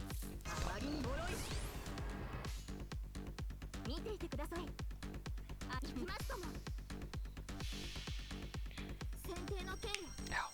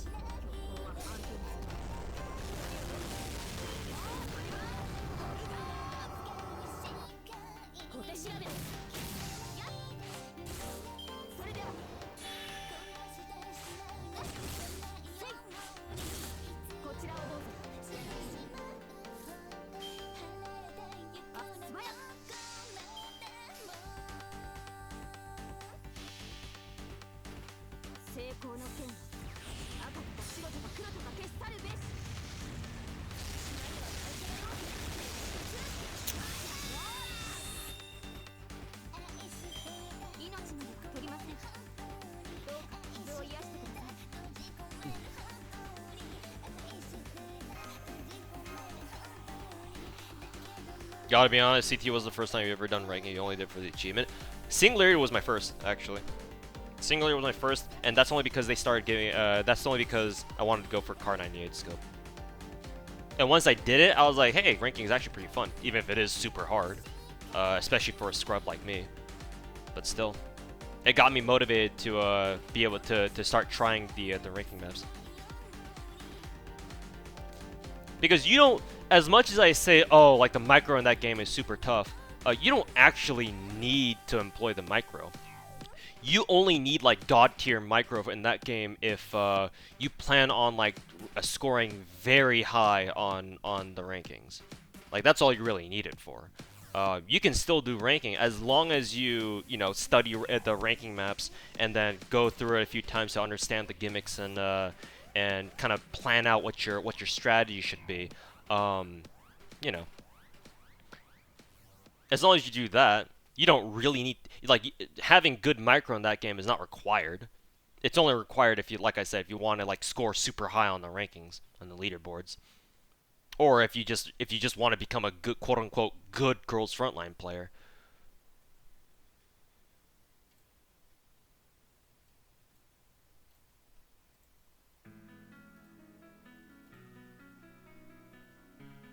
How many points do I have? This is gonna take a while now, won't it?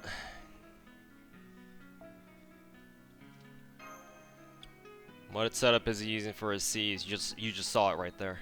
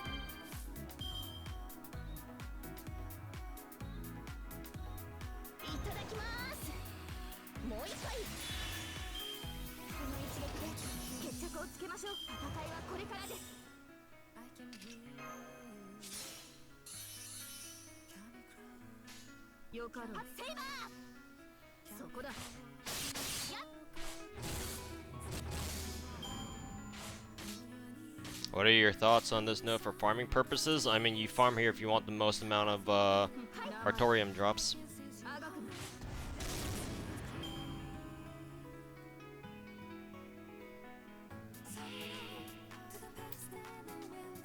Did they forget about Skaha? Not really. She had a raid up with New Year's and JP. I mean, they're still aware that she exists. Let me check the morale for these girls. They look pretty good. They don't have they're not like super tired or anything. Actually, I should be checking Sudoku's. Let's see, she's still 84. She's gonna take a while. Let's go back and do it. Check. There. far am I along in SOP map? Close to my next tier rewards. Why did they make the SOP map ladder fucking 22,000 points instead of just 20,000? What the fuck? What's that all about?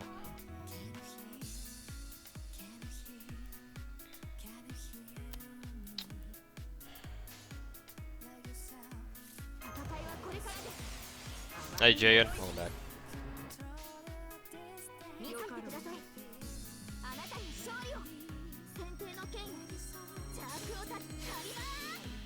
Typhoons, I don't even know what those are. I know they're like one of the tanks, but I don't know exactly who they are. How many of your boats are how many of your boats in boats are at 120? I can check for you. Right after this fight. Assuming I don't forget like I always fucking do because I'm an idiot. But I have a few. I have a few.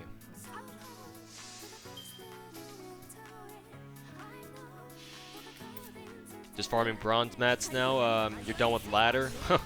Well, I guess you concentrate on clearing ladder first. Then, huh?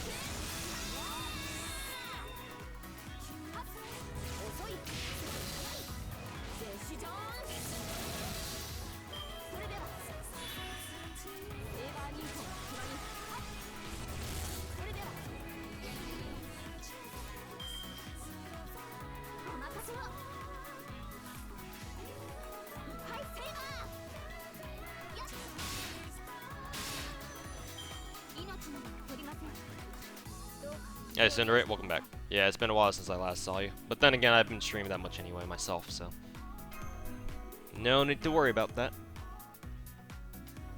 You good. It's a good node to clear ladder on this one. It's the best one. Once you're done with everything else, you come here. And hopefully you have enough stars of Artorium.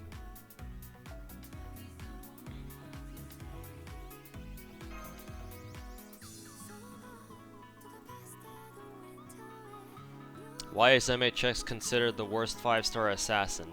She is definitely not the worst 5-star assassin anymore. But previously she was. And the reason for that was because MHX's fatal flaw, you can watch my review on her or not my, it's not a review. You can watch my video on MHX to if you want to hear details on this. But long and short of it is MHX has a very critical flaw with her design, where because she's a joke character, she's an assassin who's good against sabers in a game where class advantage is king. Like if you want to do damage in this game, in a game like FGO, you go for counter class advantage, because going for counter class advantage, that's an automatic double damage bonus right there. You know?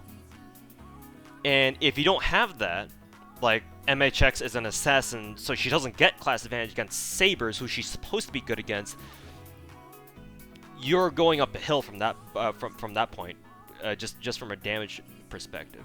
At least that's how it used to be, because that means that the thing that MHX was supposed to be good at, she's not really that good at. You know? Like, there are times, and for the most part, you're probably going to use MHX as an anti-rider servant instead of an anti-saber servant as she was intended to be. Or at least just from a, you know, a character perspective, like a character design standpoint. And so either way you use her, you're not gonna have a fun time, because if you use MHX against sabers, what happens? You don't get counterclass advantage. You have access to your full kit, and sure, she might get her overcharge bonus, but you don't get counterclass. In a game where there are servants who have bonus modifiers on their MPs and have counterclass damage, and that lets them do stupid amounts of damage. MHX can't do that, just because she's fucked in a class perspective, because she's not an archer. The only servant that she can do her max potential damage against in this game is MHXA, because she's a berserker and she's a saber face. So that means that MHX as an assassin gets double advantage against her and her only. And if you try using MHX against a Rider, you'll get counterclass advantage, but you can't use her third skill because her third skill is fucking useless. Because her third skill is what? Galactic Meteor Sword increases her star generate and her damage against saber enemies. And obviously, Riders aren't sabers. So, whatever way you use MHX, at least in the past, when she first came out, before she started getting all her fucking buffs, either way you wanted to use MHX, you were gonna get gimped in one category or the other. So, that's why she was a fucking joke. I mean, which makes sense because she is a joke character. So I guess it shouldn't be too surprising, right? Now, however, it is a different story. Now MHX is buffed so much, she is now the single highest damaging neutral damage assassin, which means therefore she's actually pretty damn good against Riders now. I mean, she already was, but she's even better at it now.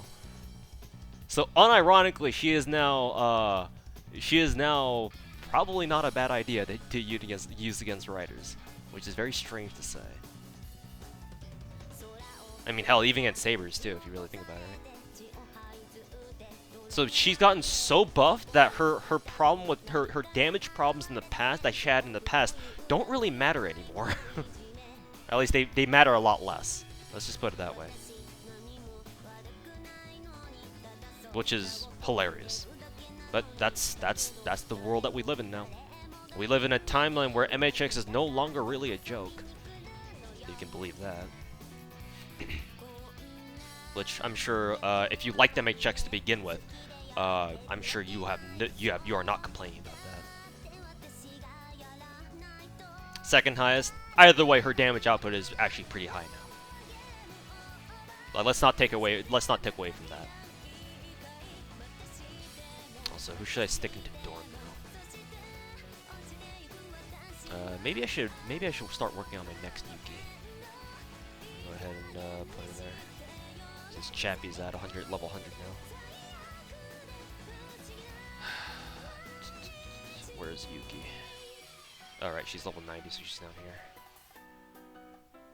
Let's put her in Dorm and go to second floor. We'll stick a chappie in there. Excuse me.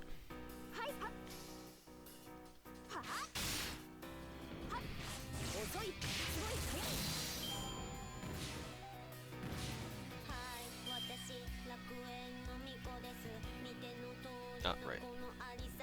Chappie, where's Chappie? Issues.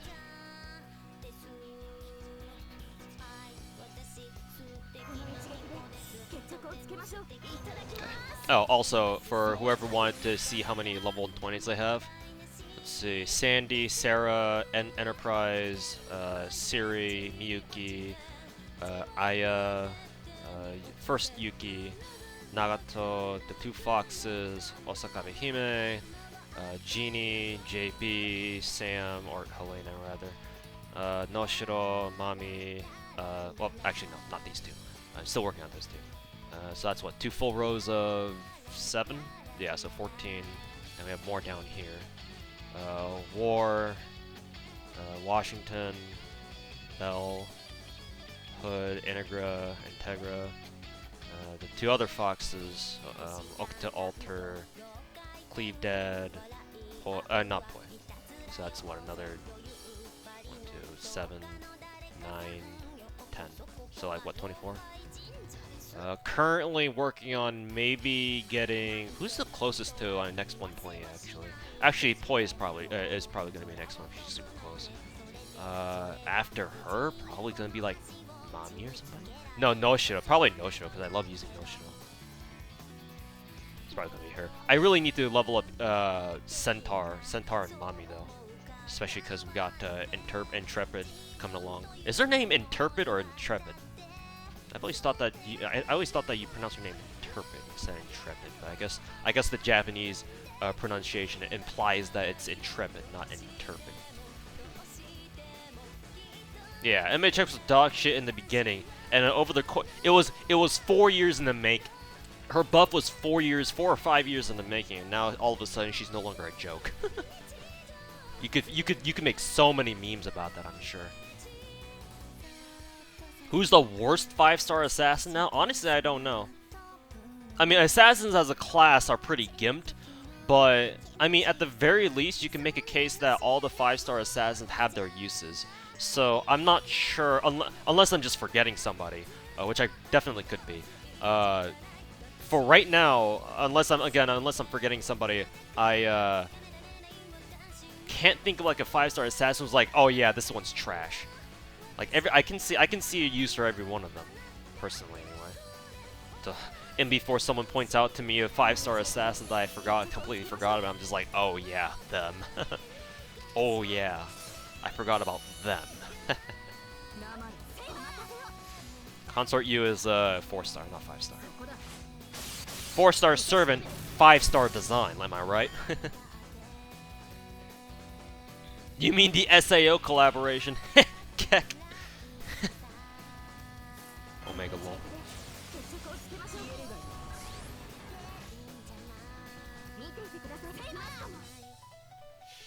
Barely getting Laffy to 120.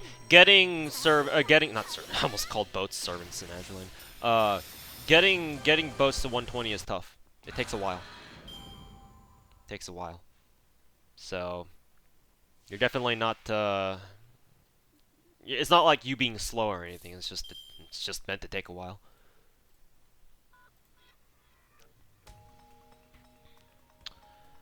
And then we go do this.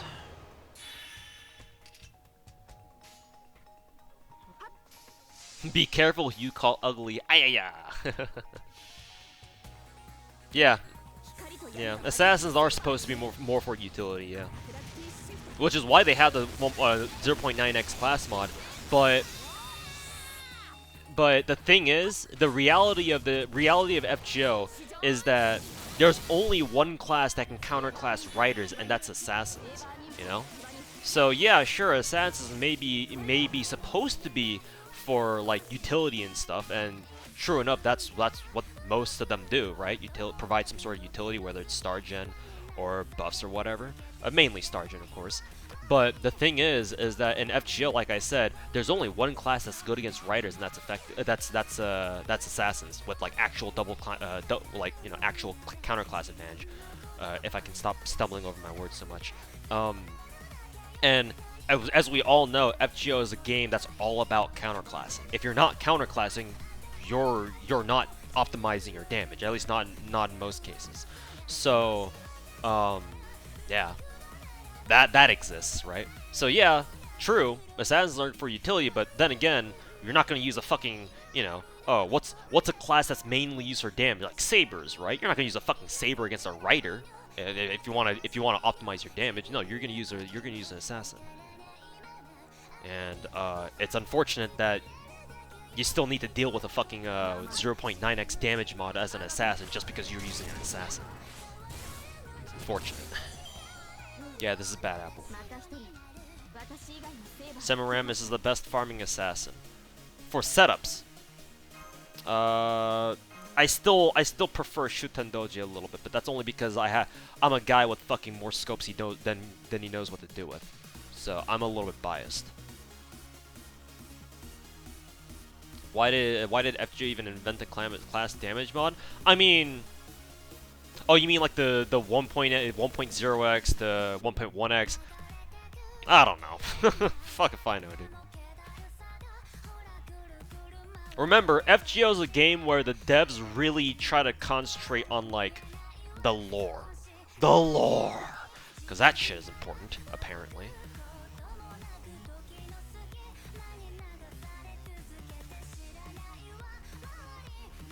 Oh yeah, that's right. I forgot about Osakabe Hime. Oh yeah. Alright guys, we found the worst 5-star assassin in the game. How the fuck did I forget about her?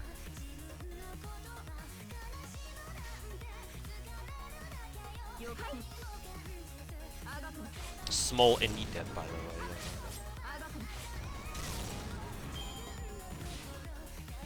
It's Type Moon. Laura's kind of a big deal. Somebody quick, hit me with one of those Nasuverse lore memes. of like, hey look, let's take a look at Nosverse lore. Alright, we out. Fuck it, we out.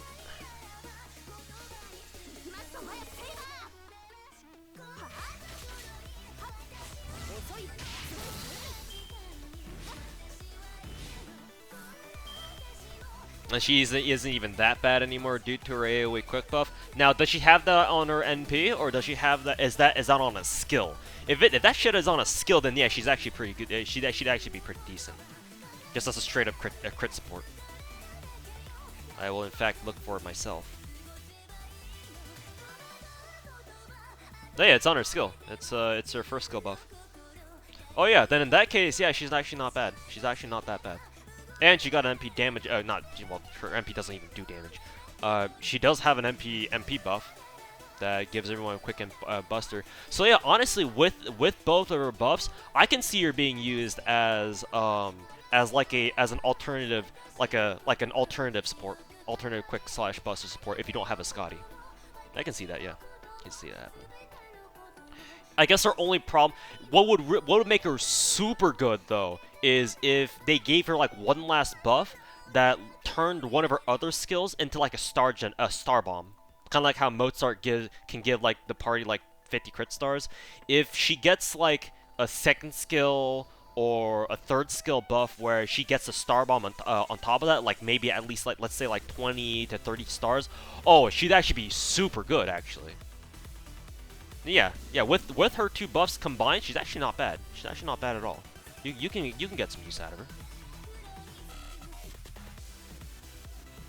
But then again, I will say the caveat to that is that you're probably gonna rely on like using like, as weird as this might sound, you might actually have to get mileage out of her that way by using scope. Like imagine a scoped Osakabe Hime with both her buffs. Just so that you can give everybody 30% buster and quick. It's either that or give her what? Demonic Bodhisattva, and then give her charge somehow. I mean, she has her own charge, doesn't she? Honestly, it's not even a bad idea. Give her demonic, right? Give her demonic Bodhisattva, and then her second skill is what is it? Is how much charge you get? 20, right? So you give her limit broken demonic, and then bring a support waiver, and then just plug them out. It's fucking ridiculous, or it would be fucking ridiculous. Then again, you're plugging in two supports. So I guess you can only really have 2 DPSs, so that's a problem. But so I guess maybe you could bring like a DPS that can also charge, like a 20% or 30% charge. She's not even that bad anymore. But even still, now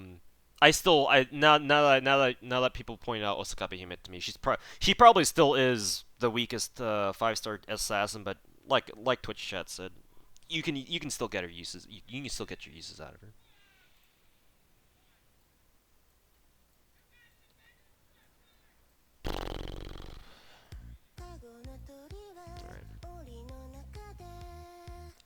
Let's do that.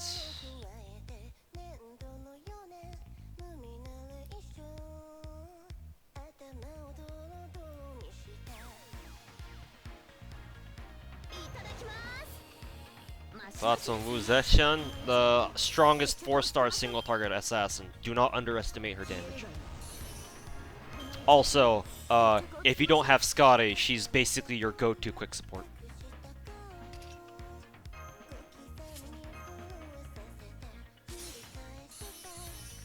I guess I didn't need to use one of the sabers as instinct skills. Oh, also I should probably do this.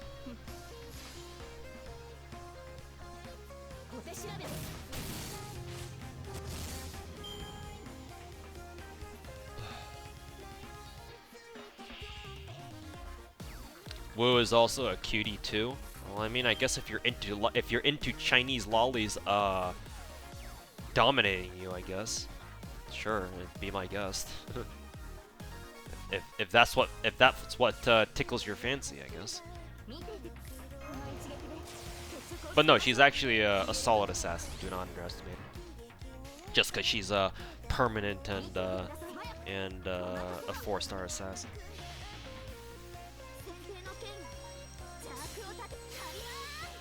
I think the same, but I want to see what 2 thinks. Think about what? You're gonna have to repeat that for me.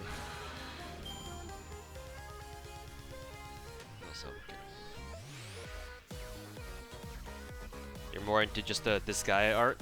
Ah, right. Because the Disgaea guy did Wu's art and then Benny's art, I believe, right? I actually had a chance to go meet him in person. Was it last year or it might have been 2 years ago at Anime Expo? He was at one of the panels, not for an FGO one, but just he came as a he got brought over as like a guest at one of these at an anime company's presentations. I forget which one it was, but I saw him live in person. Cool guy. Cool guy. Stun you, or at least try to. What update would you like to see in FGO? Tama Saber. Never happen. Will never happen, because they fucking hate Tama.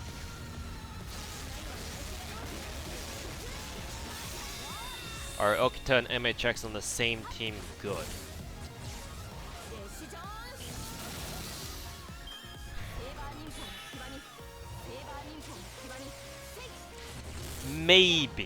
Maybe.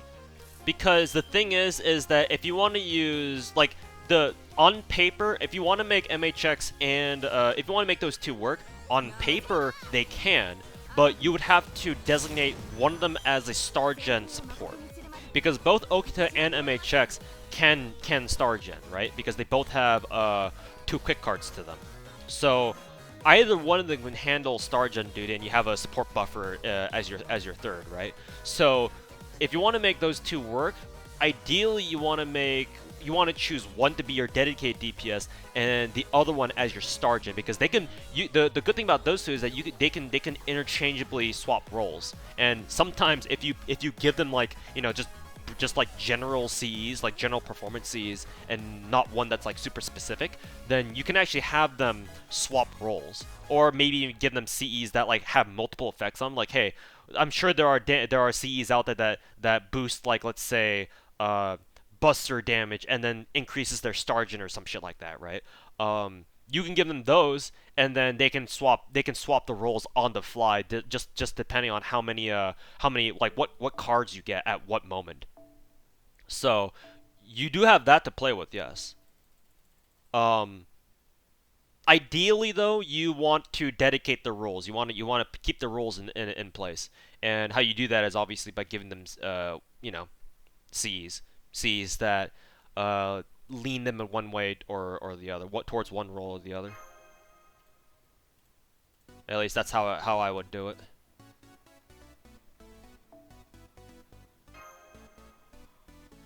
Circle animation update. Won't you get that with Fate Zero rerun? So that'll be later this year. You just need to wait like 5 months or something, 5 or 6 months. Alright, Lotus. Have fun with Pokemon. We'll see you next time. Tell my cat Summer or Christmas Servant. I got the feeling they might actually do that.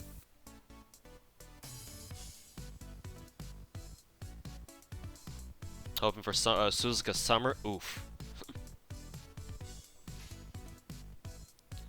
Let's see. I'm gonna do a quick change.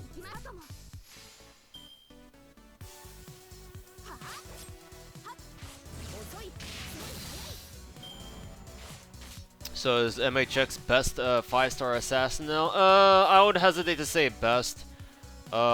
She's definitely a lot better. Sorry for getting to your question so late, by the way. But she's probably not the best. Again, please keep in mind that I don't actually play JP, so everything that I say could just end up being bullshit. But I'm trying my best. Don't bully me. But is she the best? Probably not.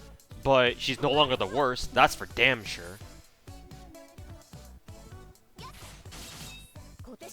Like, if we're still talking about, like, oh yeah, who is by far the best assassin in the game, then, you know, I'm sure there are other assassins who still outperform her. King Hassan.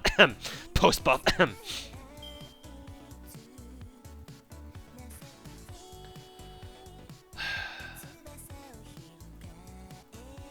But that's how it is. Not the best, but by no means the worst anymore. I think we can all agree on that.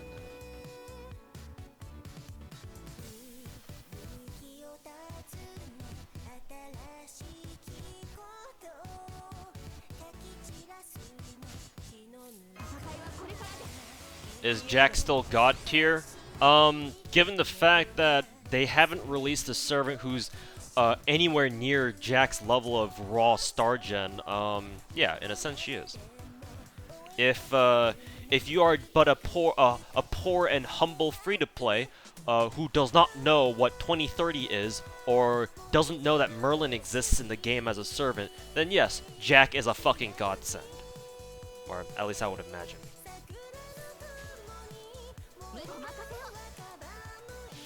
Because correct me if I'm wrong, but I don't think there's anybody in the game still who's as good as Jack is at just pure raw star gen, just with their quick cards alone. Like maybe there is, but as far as I'm aware, there's not. Your favorite event? One of the lotteries, like maybe Neurofest or Christmas 3. Or maybe even the original Da Vinci run.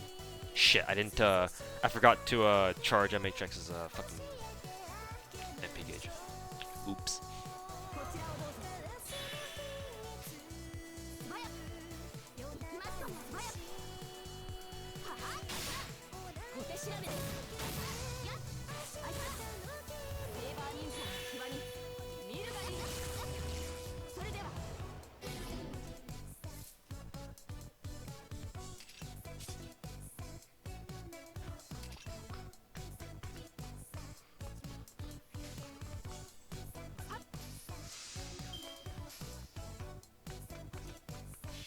How would you fix Jack's skill set to be more relevant? I wouldn't, because she still is relevant.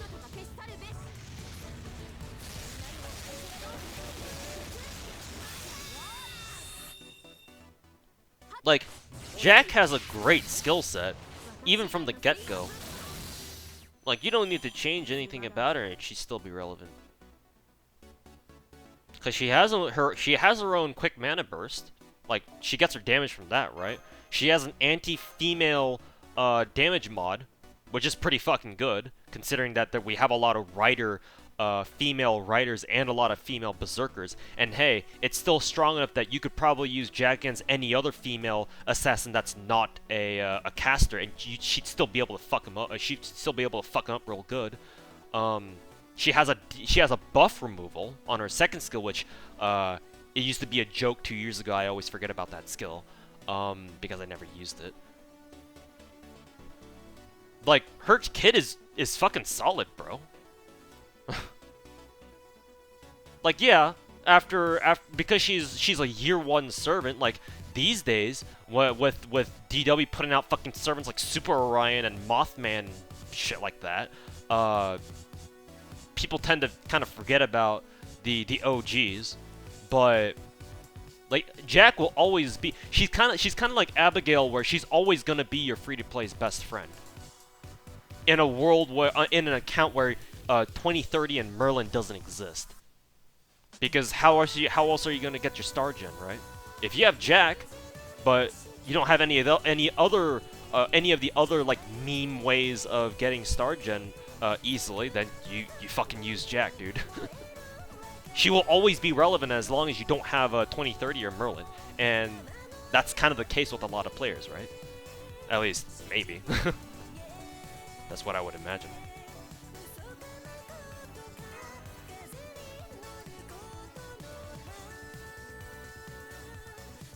Her third skill could use a buff, though? I don't know about that one, Chief. Remember, it's a 2500 heal on a 4-turn cooldown. Most skills in this game are 7 to 5 turn cooldowns or more.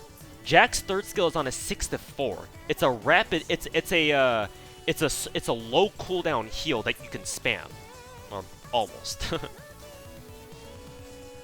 So if they were to buff that, you have to remember, if for people who have max Lord Jacks, that third skill, depending on what it gets, could be hilariously broken, which, you know, I mean, 'tis a season of making servants broken, am I right? But no, remember, it's on a 6 to 4 turn cooldown, and that's way faster than most other skills in the game, or a lot of other skills in the game. Because typically you're looking at like 7 to 5 or 8 to 6, sometimes even 9 to 7. And as we all know, the lower your cooldowns are, the more bullshit you can do. Tomo. But yeah, that's how it is. Do I think it needs? I mean, yeah. To your credit, it seems like a pretty boring skill, right? Oh, just a 2500 heal on a 64 cooldown, like whatever, bro. But the moment you add a buff to it, oh, the hilarity potential is there. Like if let's go with your example, right? Let's say for example, Jack gets a buff where she gets a 30 to 50% crit buff on her third skill. That means Jack has a heal and a crit damage buff for one ally that's on a 6 to 4 turn cooldown. Like what?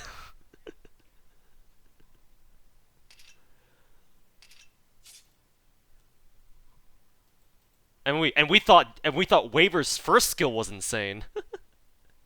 I mean, it still is, but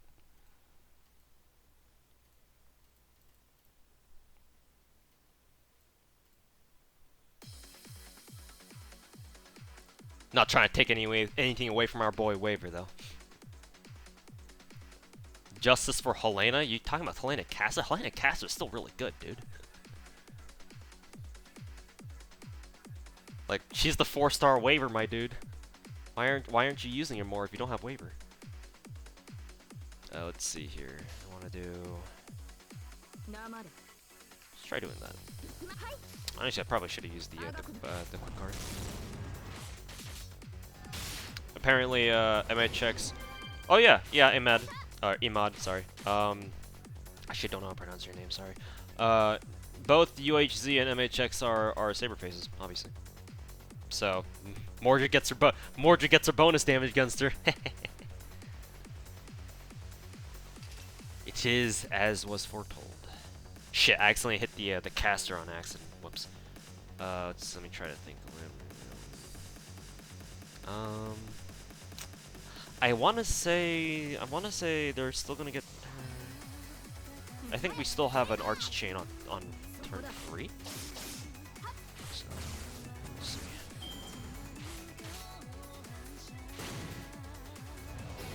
Ouch! I really shit. Miscalculated.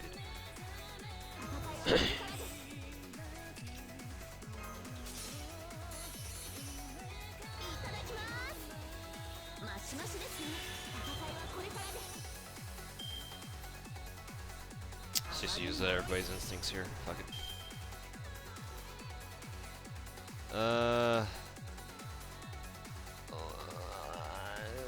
I really want to go start with a Lily Arts crit, but I'm afraid it's gonna just straight up kill the Lancer here immediately. So I'm just gonna play it safe and do this. Yeah, it did the trick.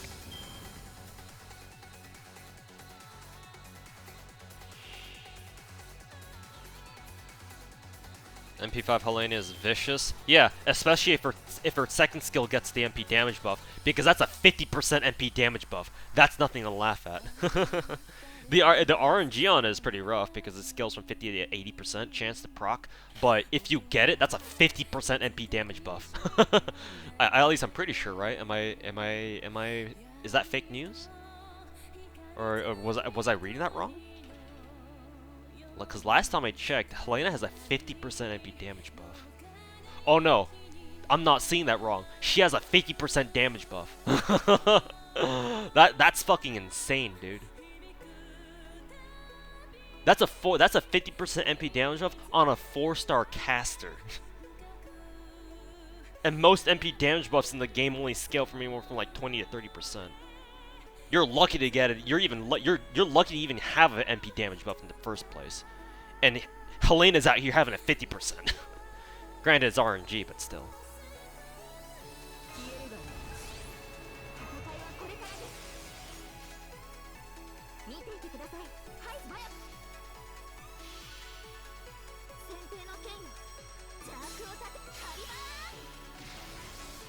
Yeah, exactly. And then you give her Ozzy or somebody else who has buff success buffs. Oh yeah, she's getting that free.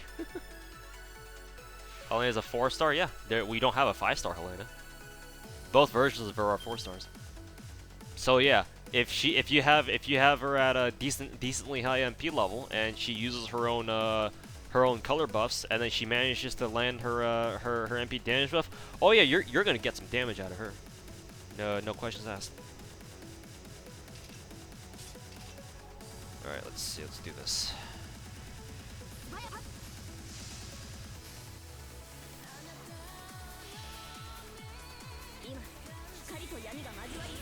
What was Chris's Helena's skills? Well, that doesn't really apply because FGO, the mobile game, doesn't have Chris's Helena.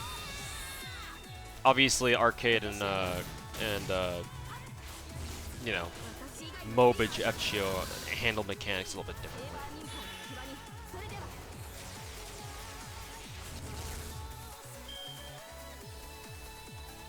Are there any servants besides Ozzy that can increase buff chance? We don't have them yet, but we will soon.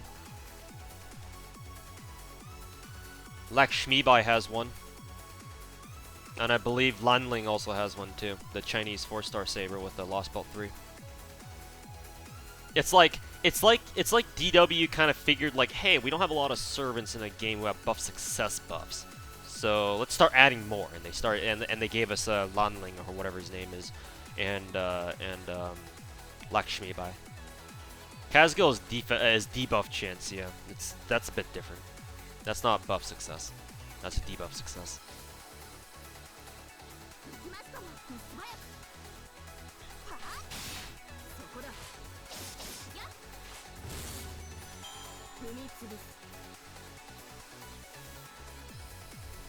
Hey Lauren, welcome back.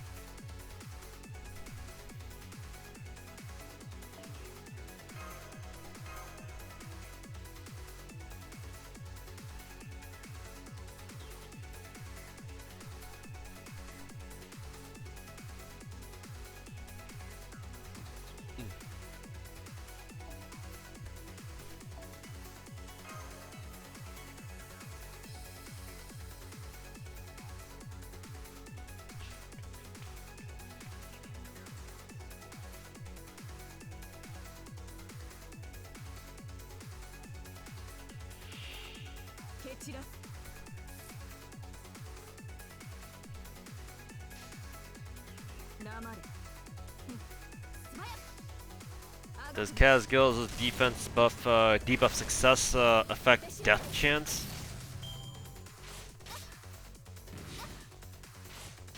No. No. It doesn't affect the actual insta-kill chance or death resist chance itself. However, what it does affect is your servant's ability to cast it on an enemy to begin with. Because I don't think... I have a feeling you're not understanding how debuff success works. Debuff success, all it means is your likelihood of even applying a debuff on an enemy to begin with. Let's say, for example, in this battle, there's no servants here. It's just a caster door and then this homunculus lancer dude. These are just mobs. So they don't have any innate magic resist passives. They have no passives in the first place. So when you apply a debuff on them, they cannot stop it. So your typical debuff, if you were to use like any of your regular debuffs on one of these enemies, they can't resist it because they have nothing that lets them resist an incoming debuff. However, when you start going up against servants, especially those who have magic resist passives, like all the knight class servants, a lot of the riders, if not most of them, some of the berserkers. I don't think casters. Strangely, casters don't have magic resist in general. Some of the assassins sometimes have magic resist. So it depends on who you're going up against. Actually, a good majority or a good number of servants at the very least have magic resist passives that let them resist incoming debuffs. It gives them a chance to guard against them, depending on what their passives are and how good they are, or what kind of rank of passives they have. Their magic resists are. Some servants are a lot better at it than others, like especially the goddess type servants like Ishtar or Ketz or Uriel or Steno, because those girls are fucking insane, and they just fucking, yeet debuffs coming at them from a fucking mile away sometimes. So yeah, that's what that's referring to. Debuff success chances, that's what they're referring to. So essentially, if you're just trying to debuff a regular enemy like this that's on your screen right now, and you try using a debuff resist buff or debuff success buff, you're wasting it because they had enemies like this don't have any magic resist to begin with. Where it becomes useful is when you're going up against servants like the ones I just mentioned who have innate passives that give them magic resist to some extent. And most servants in the game have a little bit of magic resist, depending on who they are. It normally ranges from anywhere from like 10 to 20, 30% even. Magic resist EX as a passive gives somebody 25% debuff resist, and that's pretty huge because that's essentially a 1 in 4 chance that you're just gonna yeet any debuff that comes your way, which is actually pretty good. People like Jean and Ruler Martha have them. And like I said earlier, the goddess type servants have like upwards of like 30, 40, even 50% magic resist just by themselves without even doing anything. So something like Kazgil's debuff success chance is very useful in dealing with servants like that have like little bits of magic resist where it gives them a little bit, like anywhere at least lower than 30% chance to resist a debuff, an incoming debuff, because Kazgil is 30%. So you're basically just adding 30% to 100, and that's your debuff resist. That's your debuff success chance. And obviously, you subtract, if you're putting it onto a servant with magic resist, you subtract 130, or you subtract whatever whatever your enemy servant's magic resist efficacy is from 130, and that's your total chance. So against most servants, Kazgil's third skill is actually very good, because that turns your debuff from an RNG chance to a guaranteed chance anyway. And it's basically the best, because in this game there are two types of buffs in most cases, because there are effects that are buffs for your team, and then effects that are debuffs that you cast on an enemy. Typically what you want are buffs, because if you have an effect that's a debuff and you're using that against a servant who has magic resist, they have a chance to yeet it. And so you basically just waste, and if they resist it, you just wasted a skill. Whereas for buffs, as long as they're not like those stupid fucking buffs that are RNG, they're guaranteed applications. You have nothing to worry about. So something like Kazgil's third skill is basically the superior version of like debuff resist debuff effects that some people have, like Kotaro and some other people. It's basically a straight up better version of it, because you don't have to deal with is an enemy gonna fucking resist this fucking debuff that I try to put on them in the first place? Because it's a buff. Is Odysseus' charm immunity low-key OP or too gimmicky? It depends on how many times you come across charm as an actual thing you need to worry about in the game. And shit, I didn't get any of Emitrix's skills here, or cards. Nice. Just not gonna kill that though.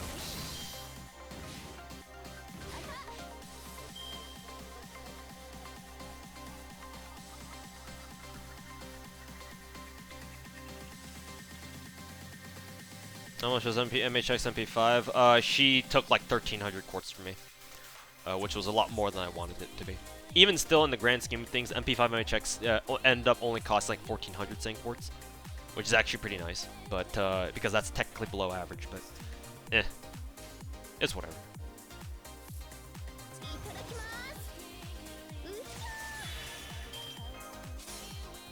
Hey Lauren, welcome back. Azure Lane, thanks for reminding me.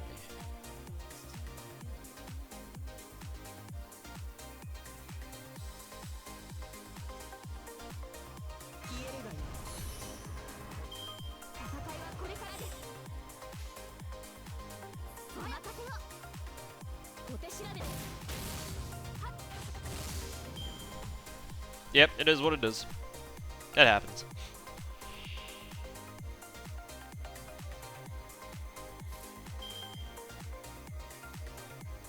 Yes, Imad. That's why I'm attacking casters like that. 20% extra MP gen for all your servants. Doesn't matter who's attacking them.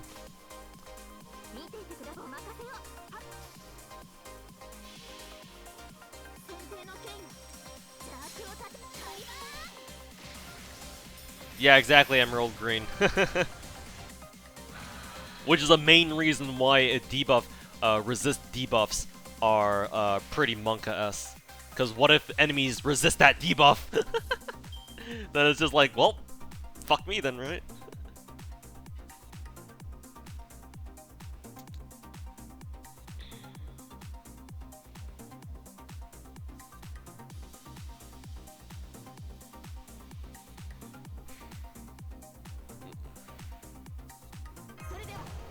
Have I tried playing Epic 7 before? Nope. Never tried.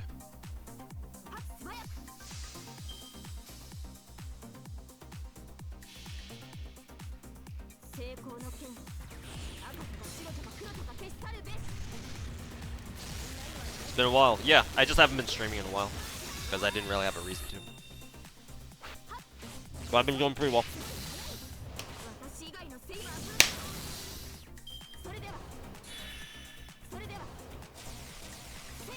Got MP5 Void, Void Cheeky, and Fujino in about 500. I'm gonna assume you got both MP5 Cheeky and Fujino. And if that's the case, congratulations, you fucking luck sack.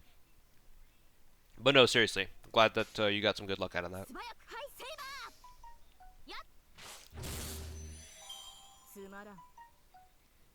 Hey, thanks, Lauren, for the kind words.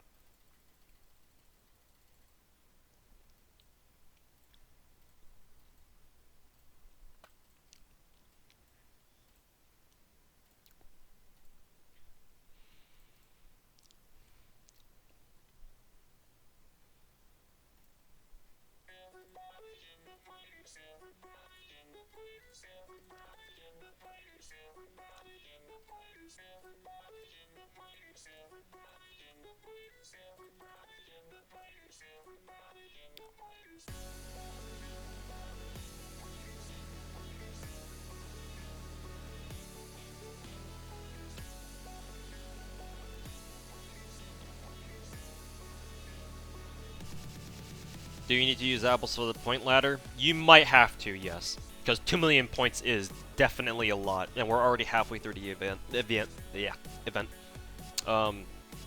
depending on how far along you are on it. Actually, I was at around 1.2 million, and it seems I'm already up to 1.4 million after like maybe 2 hours. See, maybe not too bad. But yeah, you may, if you want to complete the ladder, you may have to. You may have to be prepared to burn a few apples here.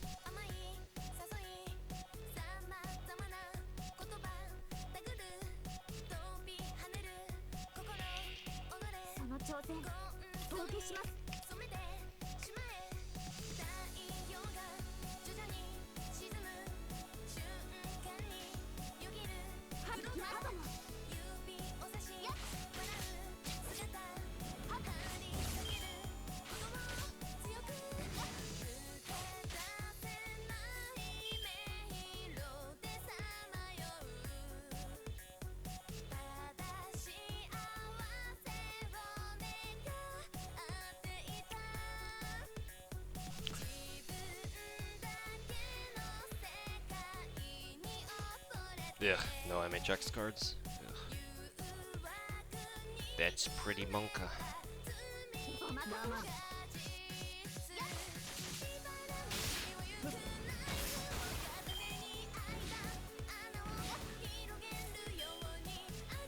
Just reached a million, and I remembered why I hated this event. It's great, isn't it?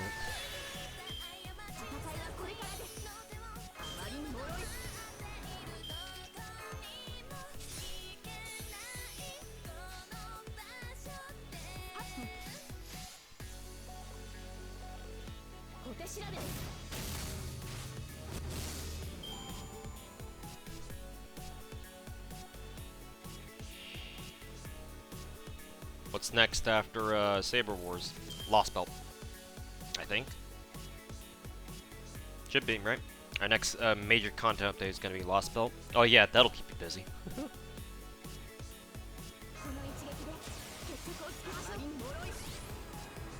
Also, PSA for everybody in chat to remember to tune into the Aniplex stream, the Chaldea broadcasting thing or whatever. It's actually going to be a special episode in case you guys didn't hear about it already, where they flew Albert out to Japan to talk to who is it? Nitocris's voice actor and the legendary Mr. 2 himself. So yeah, that should be fun. So make sure to tune into it next week. It's on the 26th, I believe. 26th, 6 p.m. Pacific, same as always.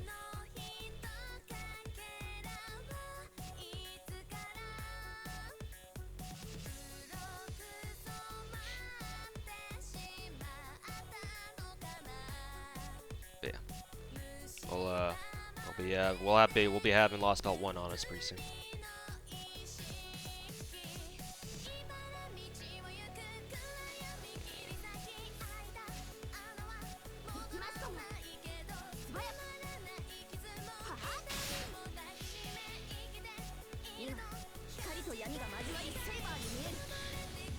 Yeah, JP stream tomorrow as well for the Japan Anime 2020 stuff. Stream gonna be on YouTube? Nope, on Twitch only, exclusively on Twitch, as far as I'm aware.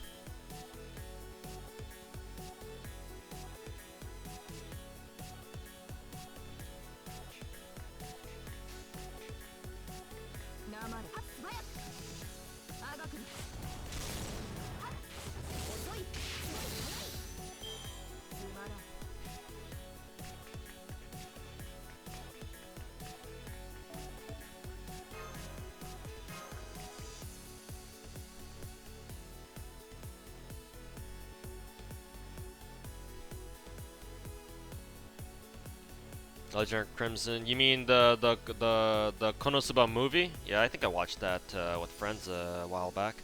That was a good movie. I liked it.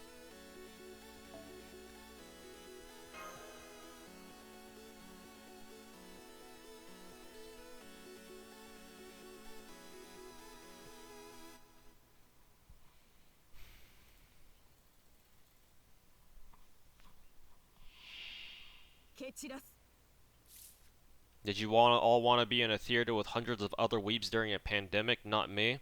I mean, honestly, if you think about it, don't take me seriously there. But here, by the way, this is I'm just saying this as a joke. But if you really think about it, if you're a weeb, you don't even fucking leave your house to begin with, right? So along that logic, that must mean that if you never go out of the house because you're a fucking weeb, that means you never come into contact with other people because you don't know who other people are. Then because you're a dirty ass fucking weeb, you probably jack off all day and no. I'm not trying to suggest anything, but there are studies that have shown that masturbation does increase your white blood cell count, which therefore makes you more resistant to diseases and infections.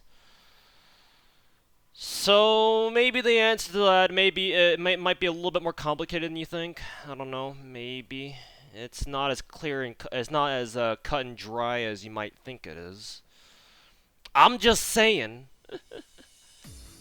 But no, seriously, don't take me seriously. I'm just saying, though.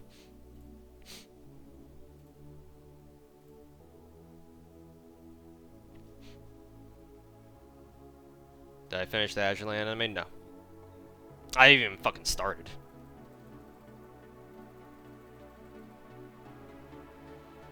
What kind of a hard count is this? Wow, the audio is fucking delayed as hell. I get the feeling this might actually kill both the lenses here. Oh yeah. Oh yeah. I guess I got these. I can fucks with this.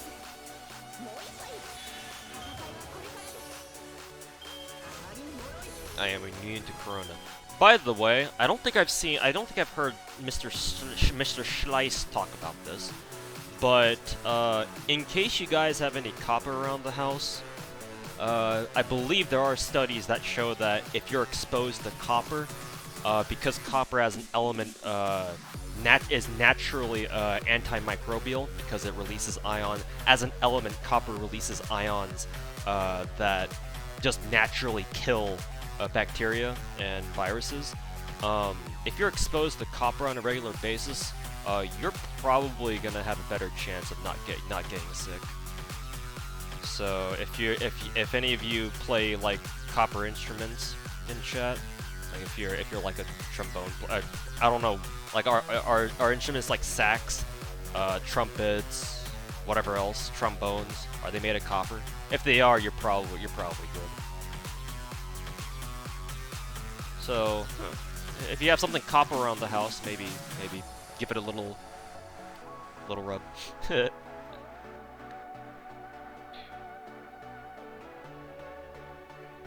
Are you my science teacher? Maybe. I don't know, just little tidbits that I've just read and picked up on at least recently. Figured I'd share it, maybe. Work in a factory with a crap ton of copper. I think you're good then. I think you're good. No sleep, Rise. Yeah, don't expose yourself too much, of course. And too much of anything is obviously, you know, depending on what it is, can be pretty bad. Don't go around fucking snorting copper dust though. That's not what I'm suggesting. But you know, maybe if you got some copper around the house, maybe keep it handy or something. Hey Captain, welcome back.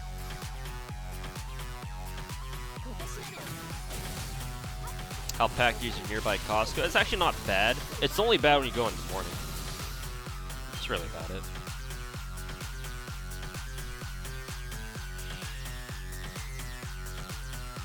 In the morning, we've got people who line up outside, and the line stretches around the entire fucking building. But I mean, if you just go in like maybe an hour or two afterwards, the line's done.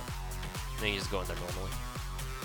I mean, I was by there the other day just to pick up a case of arrowheads, and they had arrowhead in stock. And I went there like during the middle of the fucking day, like 1 or 2 p.m. It wasn't even that bad. Of course, toilet papers is still a different story, but I'm not worried about that at the moment. Also, is Azuline having fucking server issues again? Cats or dogs? I love both.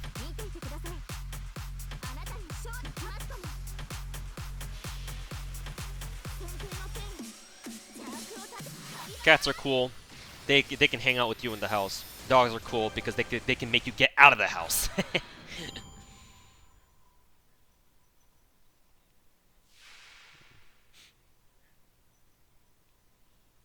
Weebs raid the Statue of Liberty and loot her. Oof. Please no.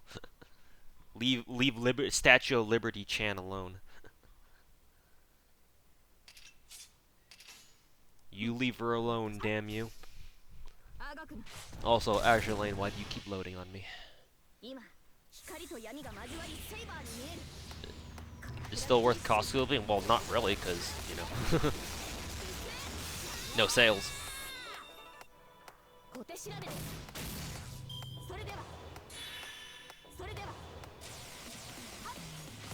Make sure to eat a lot of garlic. Yeah, I can see that too.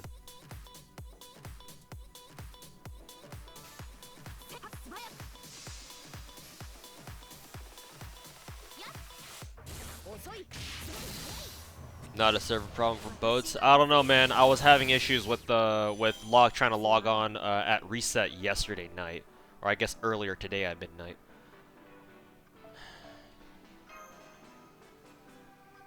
I will exit out of the program though, just to reboot the program though, or reboot the app.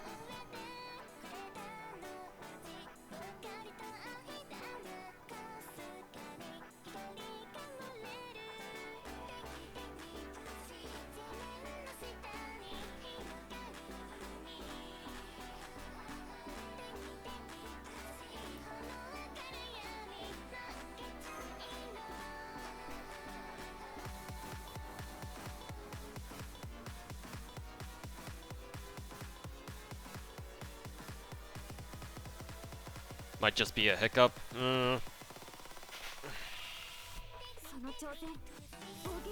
We'll see. We'll see.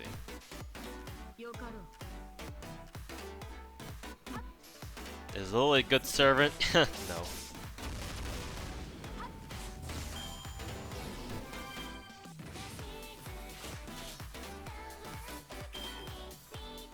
I mean, if you want to get real technical, she is a good servant, but for one event, and it's this one.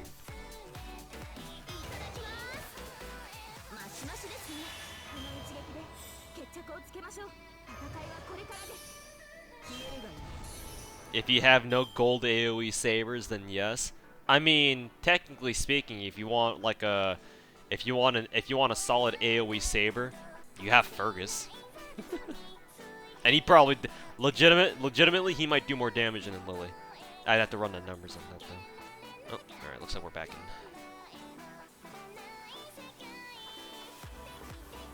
Let's see, I can do this. It's just airplane parts. Alright, next little thing there. Alright, so just 6,000 more points.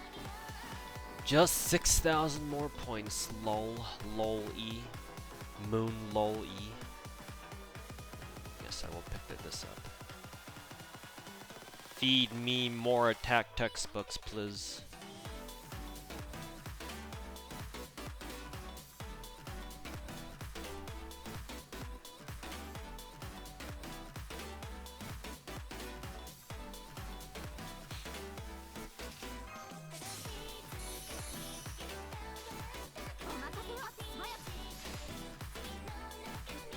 If her MP damage sheet is right. Does she have her MP damage buff now? I forget. She might actually. Yeah, I think she does. Yeah, she does. She should. I think we got it as soon as we got Saber Wars rerun. And in that case, yeah, actually, she is actually pretty decent for wave clearing because she has her upgraded MP scaling, and you should get her MP5 as long as you do the event. So. Yeah, actually, no, I take that back. She's probably good. if you're only gonna use her as a saber wave clear, strictly as a saber wave clear, which is how you should be using her anyway. Yeah, she's actually pretty good. Of course, her low ass fucking damage rating isn't doing her any favors though.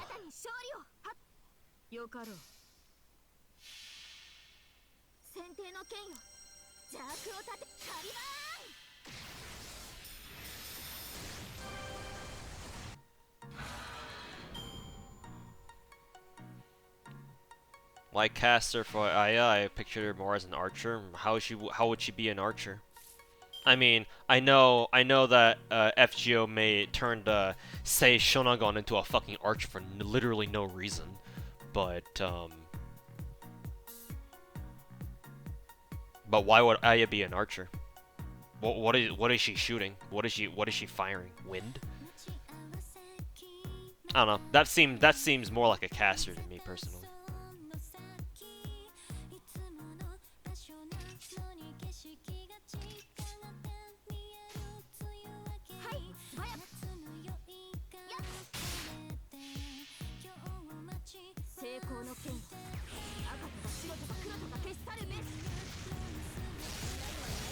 RP scaling is 750%. Yeah, I get that. But remember, her raw attack rating itself is trash. Like, doesn't she only have like 7,000 base attack at just level 80? Like, it's not very good. Like you'll have 3 stars who out damage her, and just in terms of normal face cards.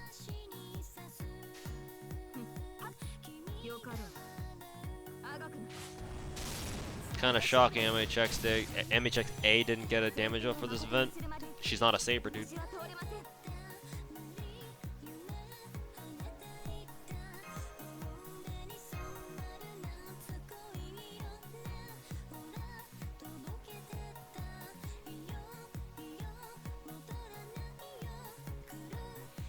What do you think about Jane? She's cute. Also, her third skill is meme potential.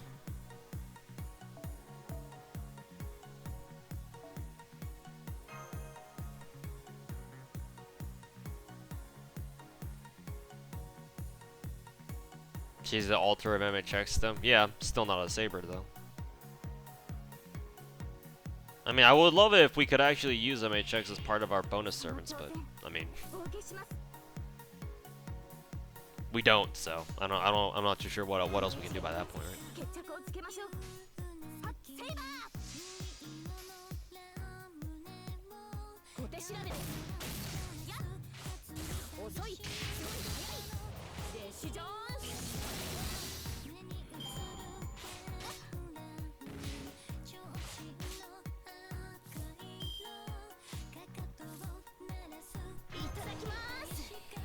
もう一杯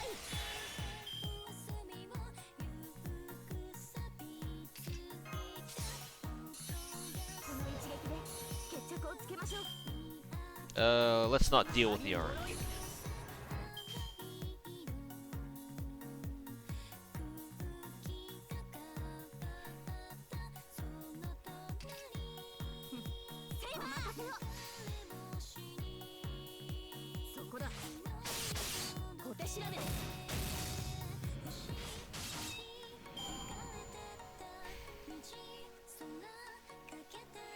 Can you give a few thoughts on Centaur in boats?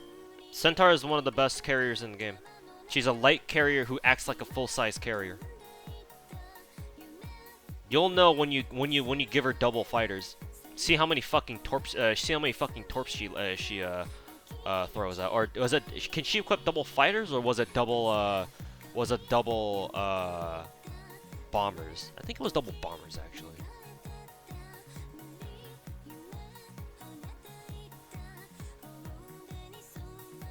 No, it's double fighters. But no, her damage output is fucking insane.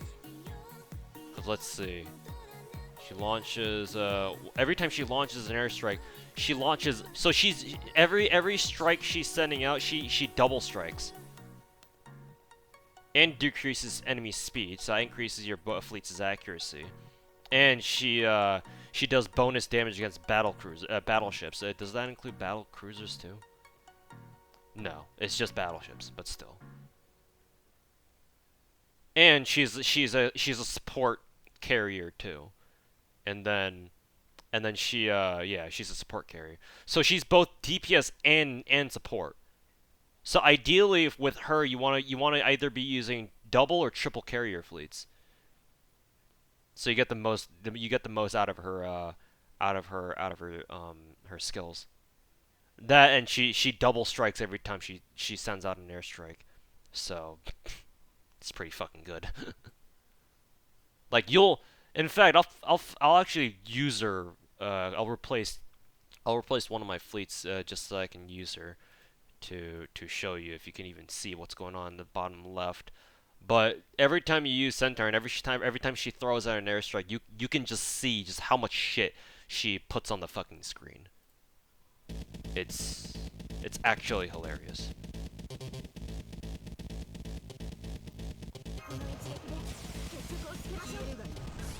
Is Fubuki worth maxing out? Which Fubuki are you talking about? Because we have two of them now.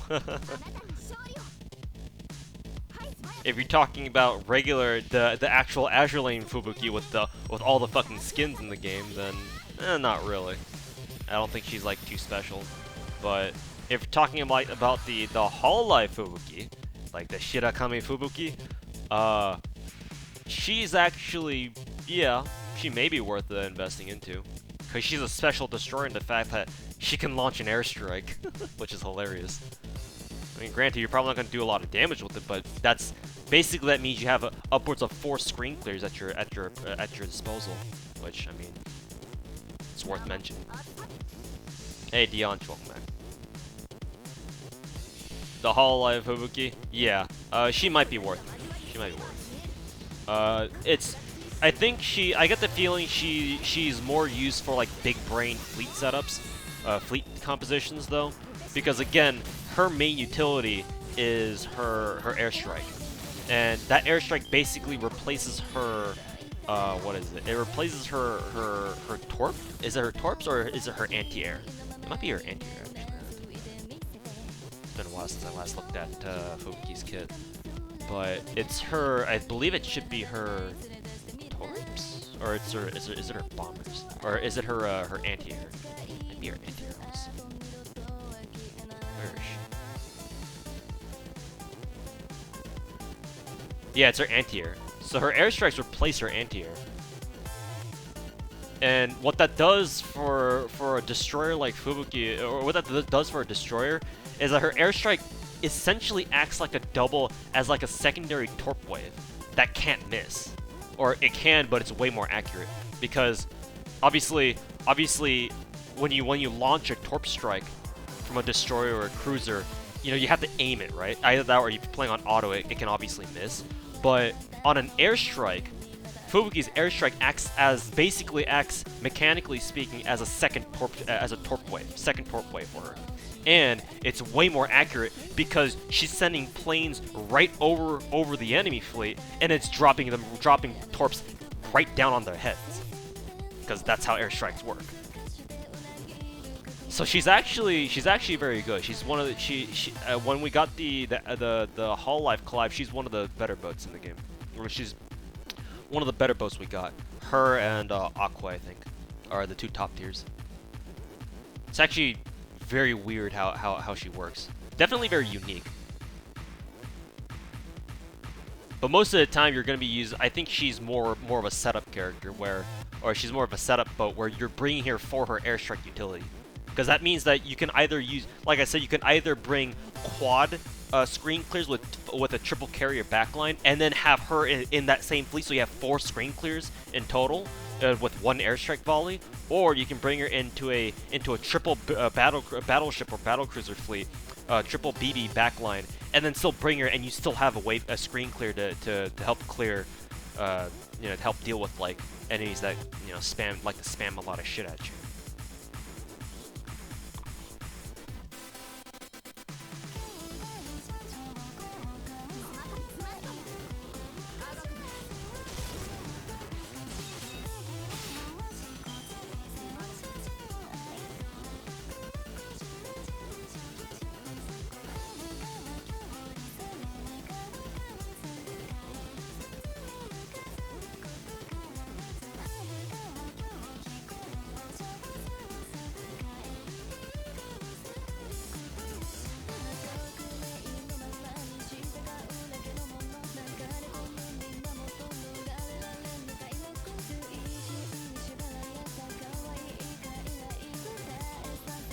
Also, I should probably get rid of some of these extra boats I've got lying around.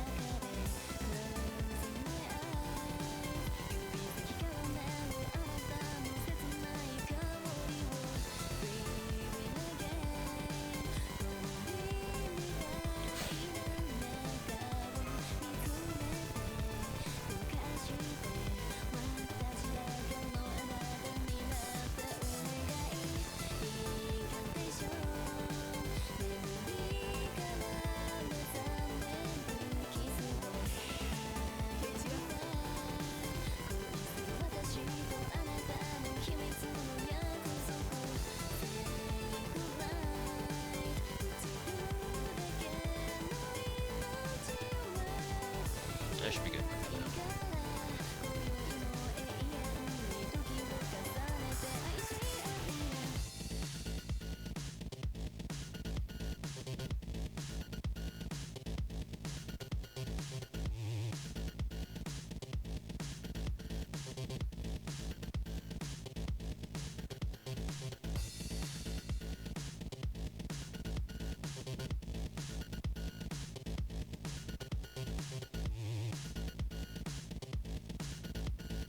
I should probably level or give Suruga some chips.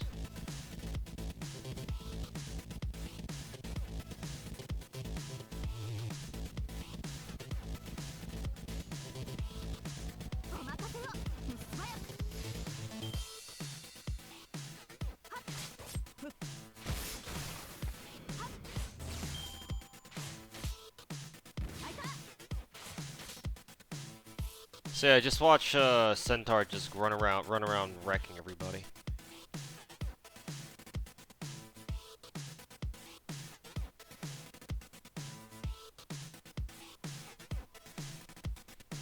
What's better, CE for art servants, Fullcraft or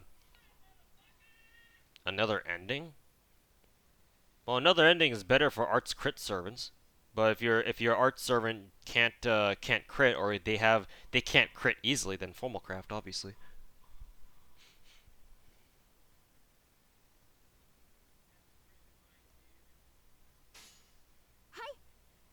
この一撃で決着をつけましょう。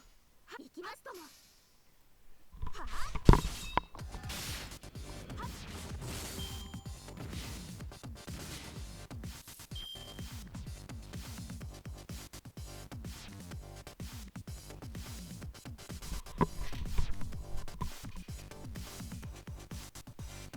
Oh yeah, and then royal icing later on.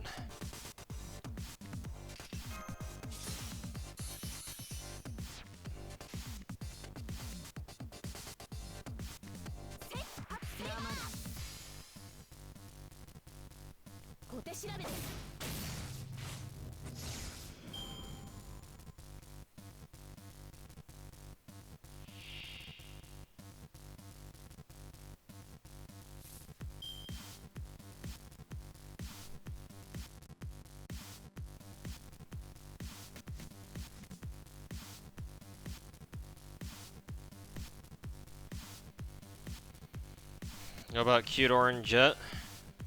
I mean, it's a good CE. If you need to use it on somebody in order to improve their MP gain, sure.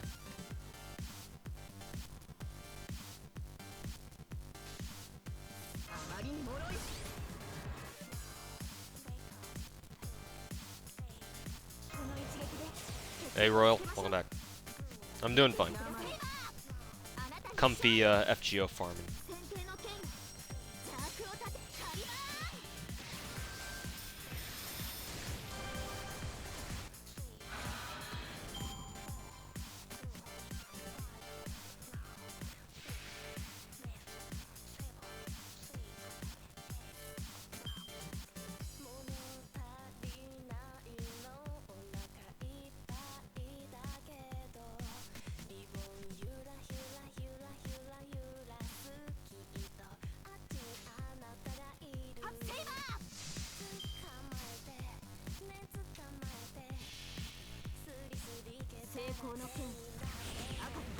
If I were to do a Fubuki setup, then you would need to bring someone like San Diego to balance out the lack of anti-air.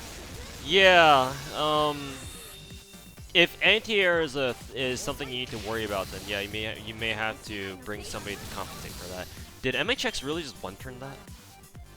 Well, must have gotten good damage RNG on that. It's actually kind of cool to know that she can actually do that. But yeah, remember that Fubuki cannot contribute to anti-air because she's sacrificing her AA for an extra airstrike.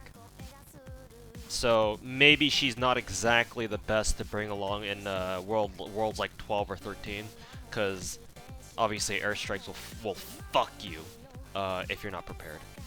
So don't bring it there. But anywhere else, it should be fine. At least it shouldn't be a big deal. Unless you're not good, you're not like strong enough to handle some like the hard mode maps during events and such.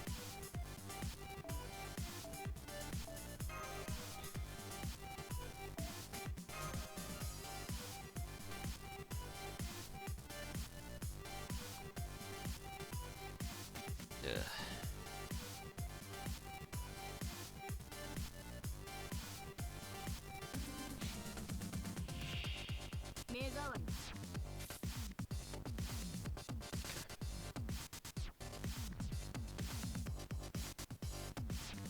Hey, Anno, welcome back.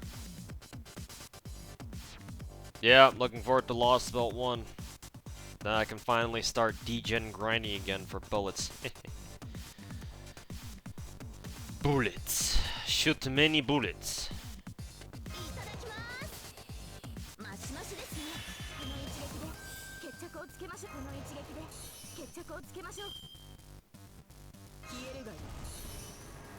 One's lost spell 1. Soon, TM.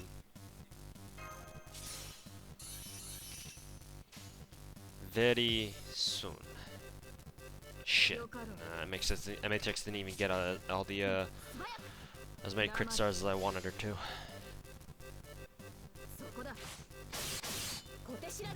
And she did crit. Kind of what I was afraid of.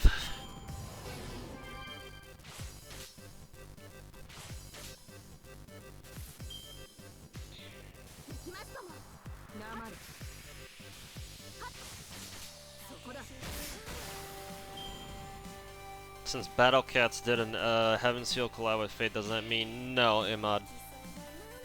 No. Fate has always done... Fate is a weird case where they don't mind doing collaborations with other games so long as they get to put their characters in other games. Fate does not like to take characters from other IPs and put it in their own shit. Fate has always been super anal about that. That in particular. Because, hey, Fate has done a collaboration with Shadowverse, where you can get all the Fate Stay Night characters as, like, I don't know what exactly it is, how exactly it is you can use them, like whoever your main character is, the one that's playing the cards, I guess, whatever the term for that is. But you don't see any Shadowverse characters in FGO. Or any Shadowverse stuff in FGO. When it comes to collaborations, Nasu, or just Type Moon in general, I suppose, because who knows if Nasu's the one that's going around deciding. He probably is. But Type Moon, well, it has no problems if you... Let's say that you're a game company and you want to do a collaboration with something with one of Type Moon's IPs. Let's say Fate, because it's super easy to do, I guess. At least these days. You can do that, and Type Moon will let you use their characters and put them into your game. What you can't do is try to tell them to let you put your characters in their game. That's not what they like. So just because you see Type Moon or whoever going around and making collaborations with like other games, that doesn't mean they're gonna be coming to FGO anytime soon. That's not how it works.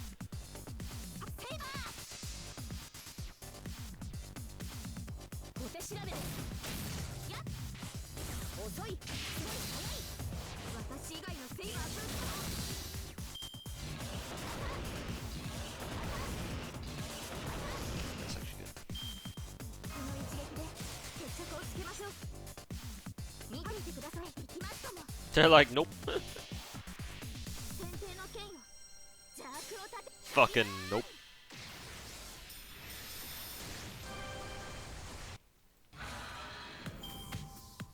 Like, sorry, bro. We don't play like that here.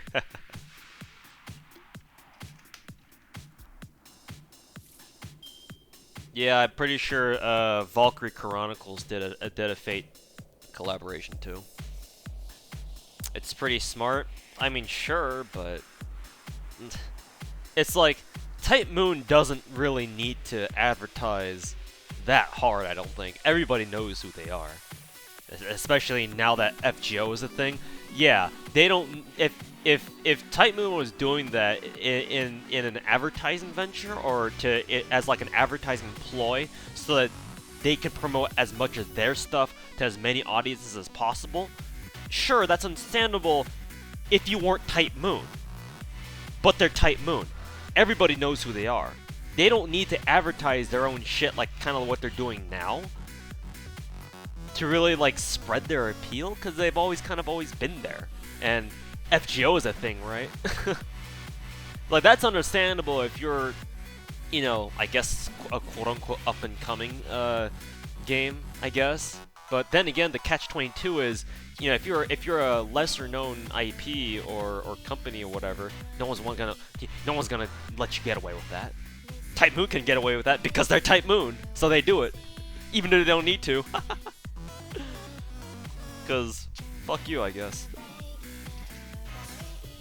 But no, you're not going to see collaboration like other IPs come into FGO. At least not anytime soon. Because to me, what that means is as soon as you see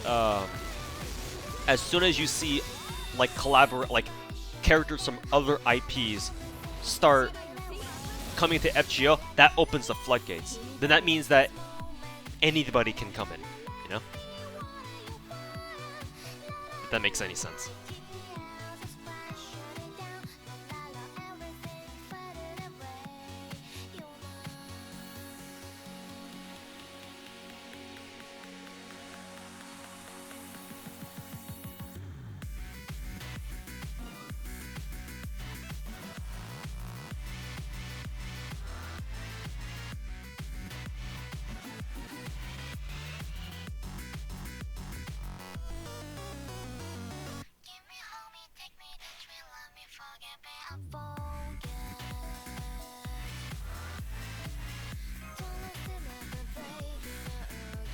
No, Kamiji, probably not. As much as I would like to, especially because it's my fucking namesake. 3 gacha games is more than enough for me.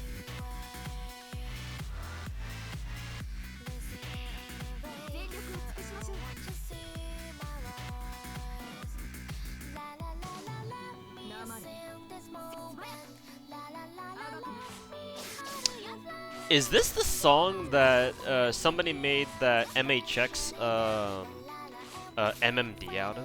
It sounds very familiar. I think that's where it's from.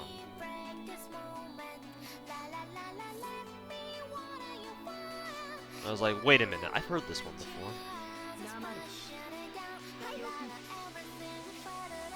What other gacha games do you play besides these two? Girls Frontline and Azure Lane. Well, Girls Frontline. Girls Frontline is the one that you're not seeing right now.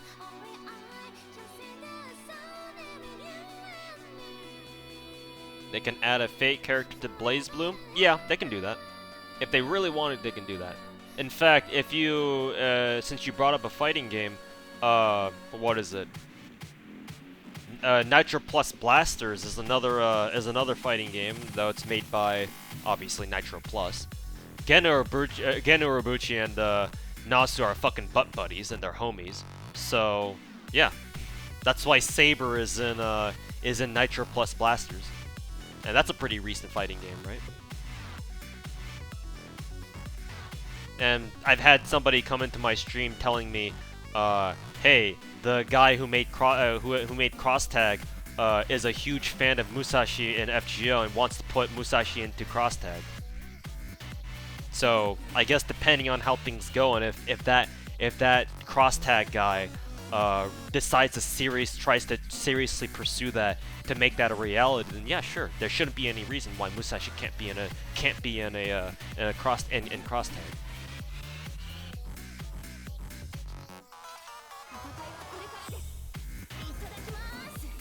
It was you who said that? Alright, there you go. I just didn't remember your name.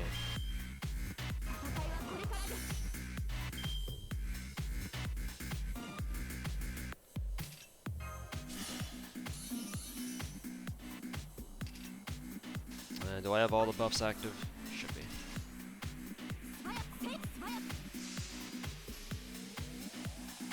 You want an FGO 2D fighting game? The closest you're gonna get to that is either Nitro Blasters with Saber in it, or Unlimited Codes, but that's more of a 3D game, like kind of like Tekken.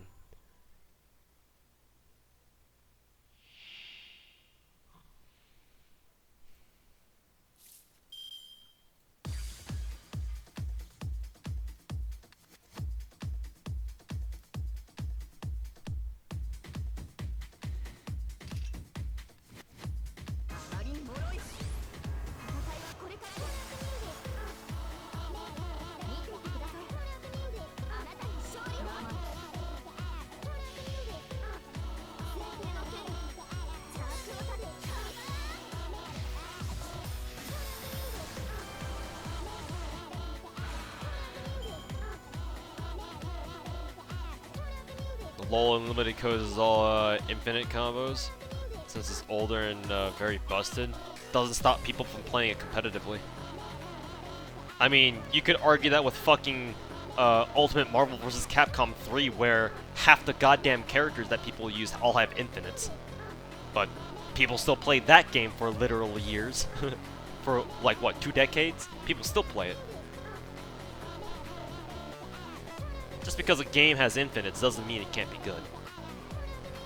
I just realized Centaur's getting fucked up right now because of all the suicide boats. Should probably let a battleship handle that.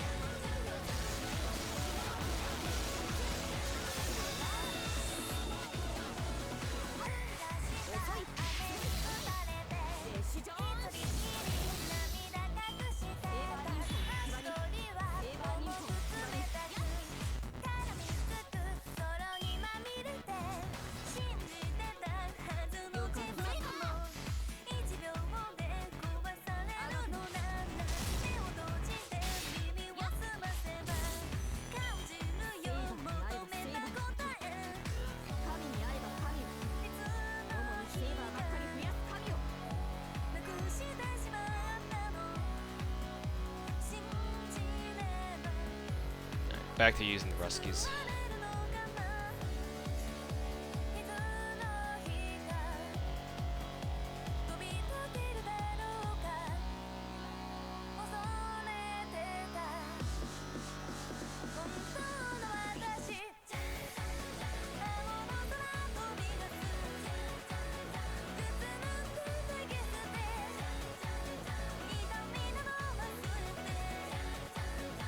Where the hell is Tash? Oh, there she is. She's 104 already? What the fuck?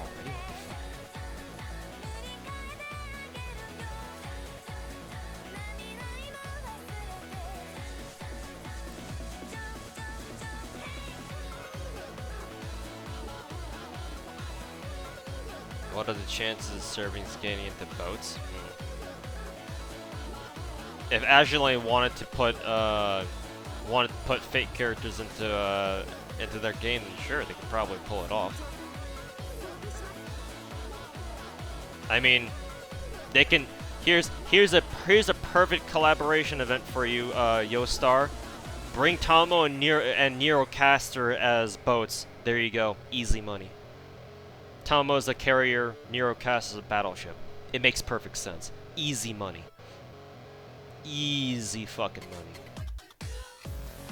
And then just build from there, I guess, if you want to throw in more. If you want to throw in more collaboration servants. Easy. Literally just free money, just sitting right there. So easy a caveman can do it, or however that commercial goes. Actually, just free cash.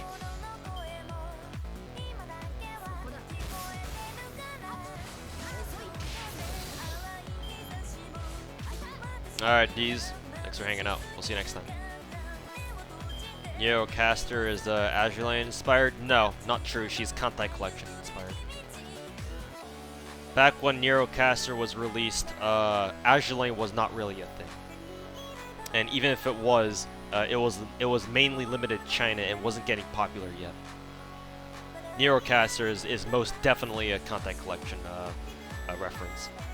That and one of their April Fool streams, Nero Caster, or not, Nero Saber, Vanilla Nero was playing on her Kantai Collection account, and Tama comes up and screws around with it while she's AFK. So no, she's not an Azulane reference. She's a Kantai reference.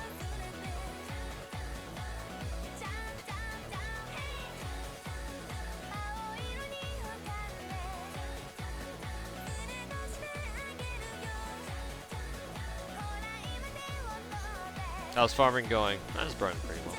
We're just farming Ortorium, so it's just a matter of getting there. You know?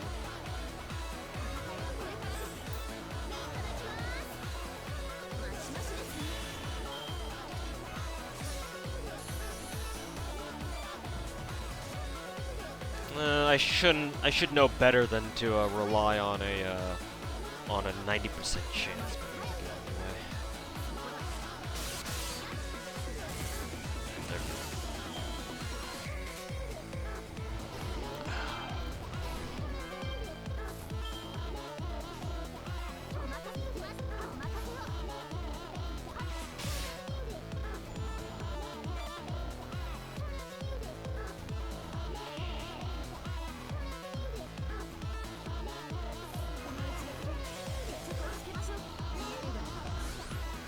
Oh, it was the other way around? My bad.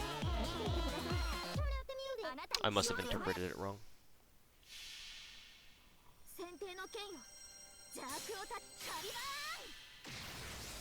I guess it does make sense that Nero will be the one to screw around with somebody else's Kantai account and almost get all of her boats killed. That sounds very Nero-esque now that I think about it.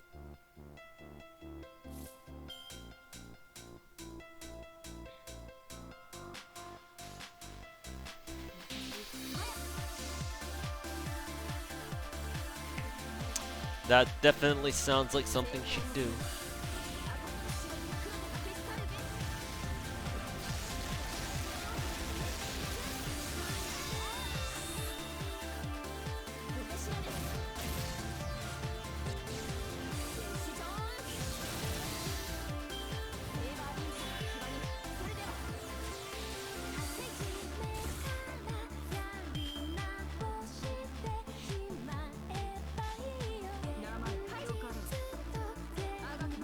Kantai is permadeath, yeah.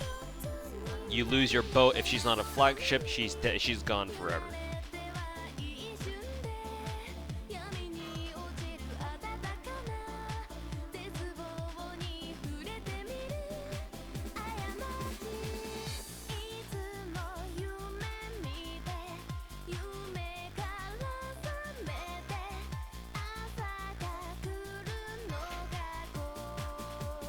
That's so horrible. Remember, Kantai Collection is a web browser game that came out before, you know, like mobile games became like a thing. Or at least not as big as they are now, for sure.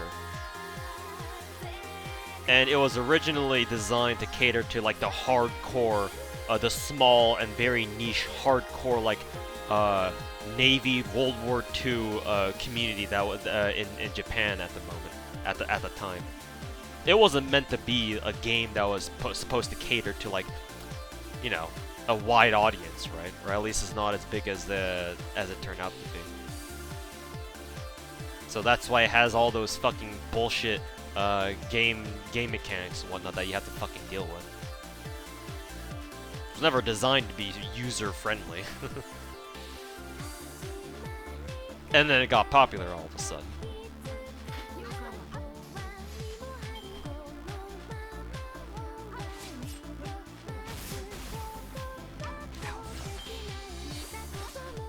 It only happens when you get reckless. Yes, I feel like as long as you pay attention to what the fuck you're doing, you should never have to get to that point. But of course, you know, maybe sometimes it's not always possible to be paying attention.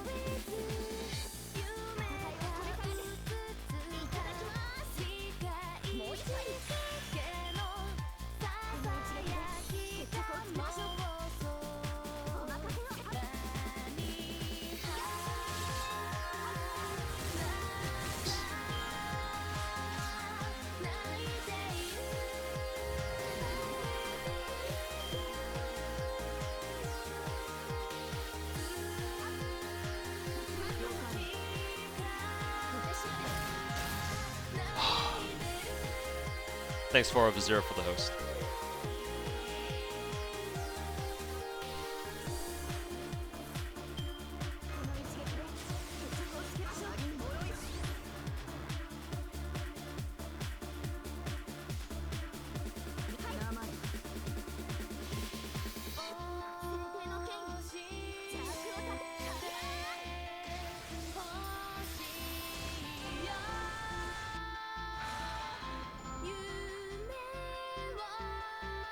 Oh, you think it'll take for you to farm all the bullets?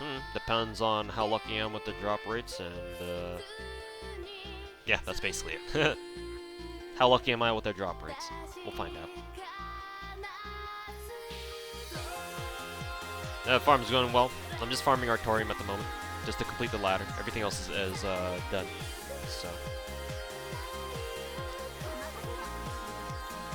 So just on that that long, the good old grind to complete the ladder, and that should be it.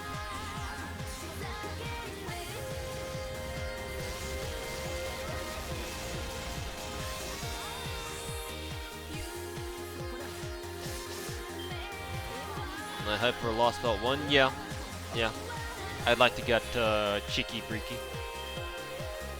Or at least our first Cheeky Breaky.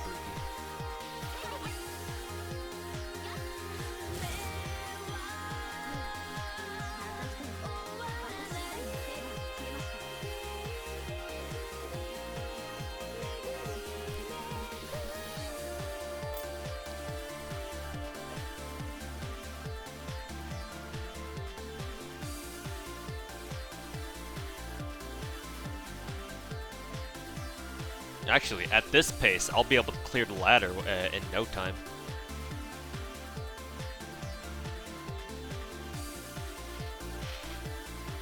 Will I stream Lost Belt?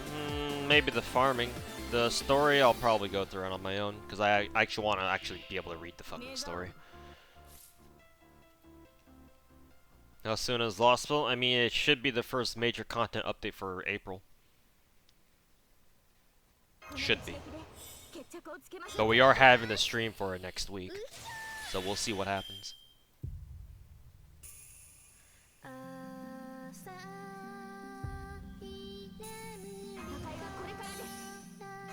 Will you clear ladder this stream? No. It would honestly it would be a bit of a waste because we have all those we have all the bonus missions, right, for Artorium, so might as well do that. No need to waste apples and AP when I still have the bonus missions to do for the rest of the event, right? Honestly, I could probably just stop now and be good, and just let the daily missions carry me for the rest of the time.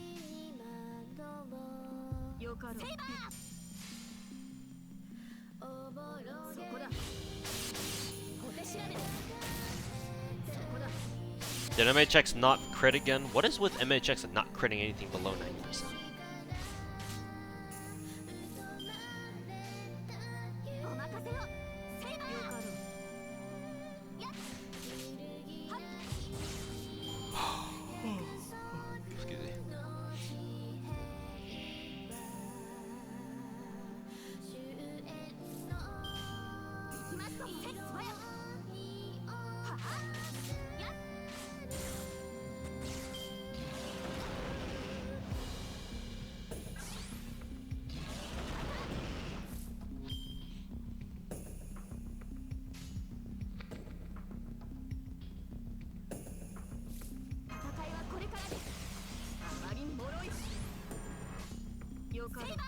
Hopefully MHX's quick card can get her 8%. Yep, barely.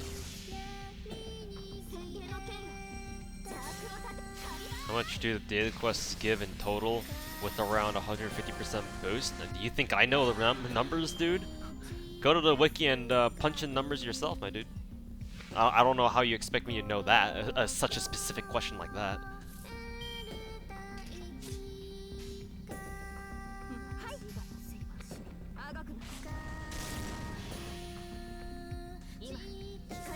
Isn't a 3-turn setup for this though? No, there is. I just don't bother with it. Because that would mean taking suboptimal teams.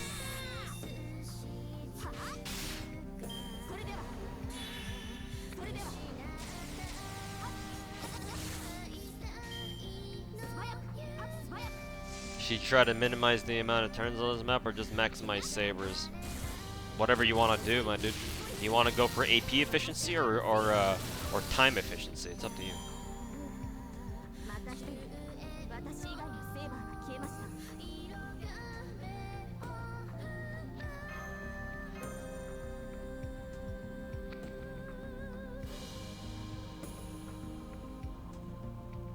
MHX plays XCOM, it seems. Keck W.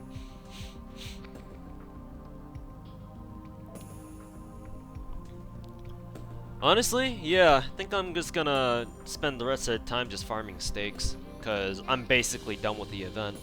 And I still have all the fucking bonus missions to go through, so I'm just gonna spend the rest of the time here farming, whoops, go to full cam, farming, whatchamacallit, steaks.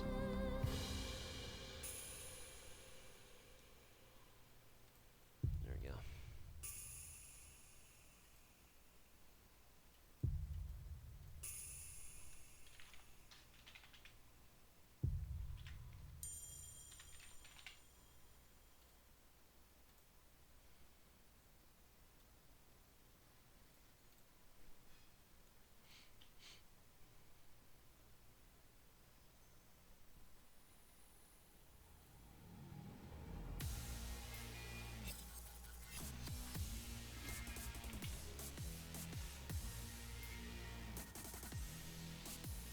Still need 4 more steaks for Ezo.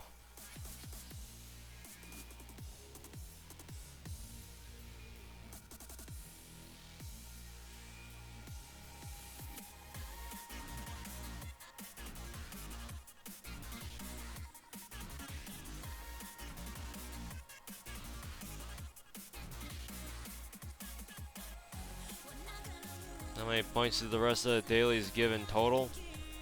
Go to the wiki and tally them up, and then add your bonus to it. However many bonuses you're taking.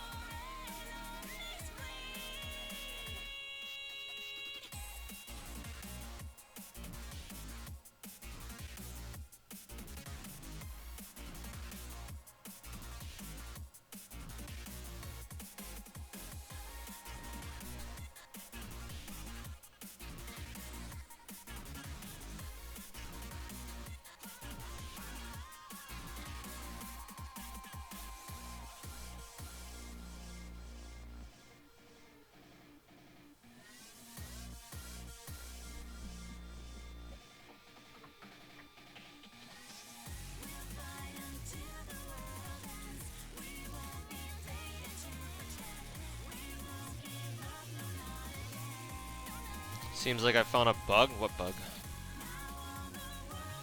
Or are you trying to set me up for a joke here?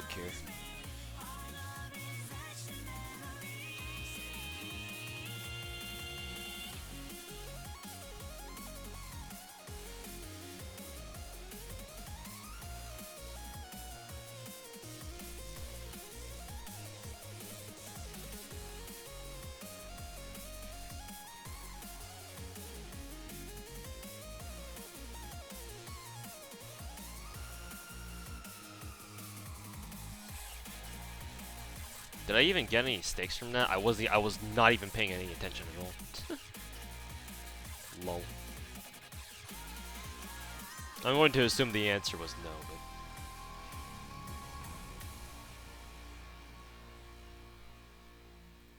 I very well could have gotten a stake or something.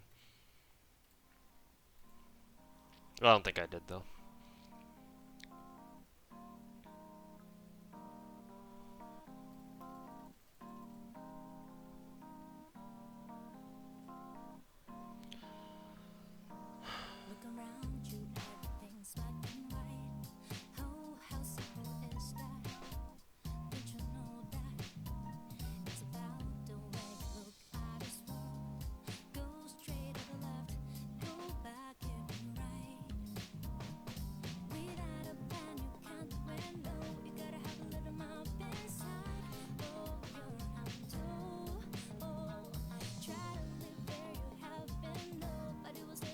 Love farming while watching your streams. Nah, you just described the entire my entire chat in a nutshell. Glad you can join us though. The sub was for Marie's MP was stuck on the screen for a while. Yeah, it does that sometimes. It actually doesn't do that that often for me. But I know on X-Slice's stream, who just went live right now, whenever he streams FGO, his games kind of bugs out like that a lot. I don't really see it all that often, strangely enough. I don't know what causes it, or why other people would have the bug more than me or whatever. Because I rarely see that. Oh yeah, it's still there. You see that? I guess it's happening more and more often now that I mentioned it. Hopefully I use all my buffs.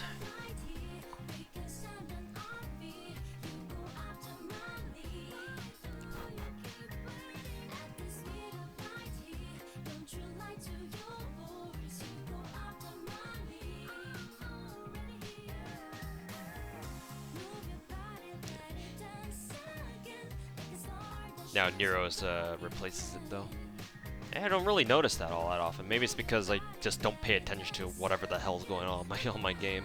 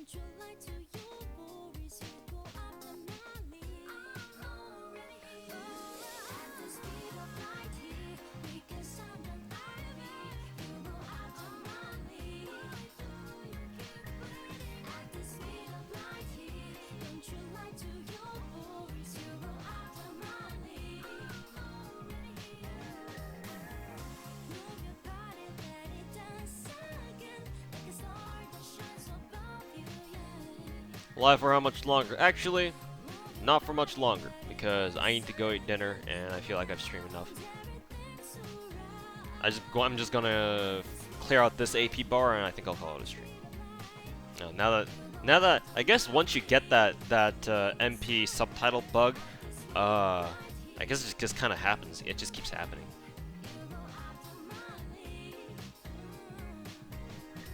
It's very strange, I guess.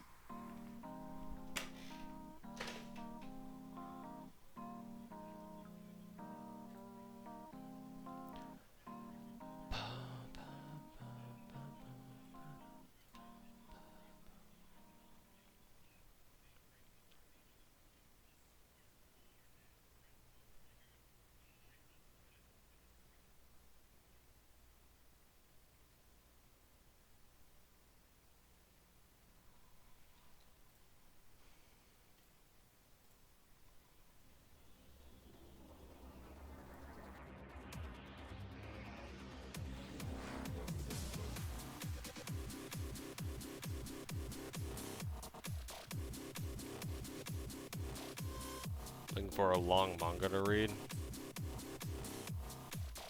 I don't know if you consider this long, but it'll probably keep you occupied for like maybe a day or two. And you can go read Quintessential Quintuplets if you're into that kind of thing.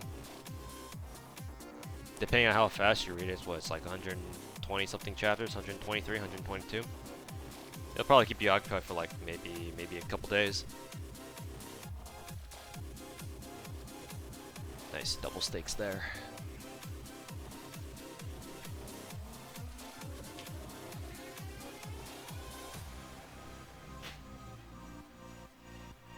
Chuck boats.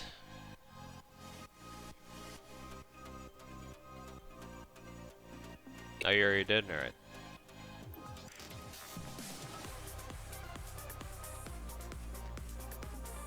How'd you like the ending?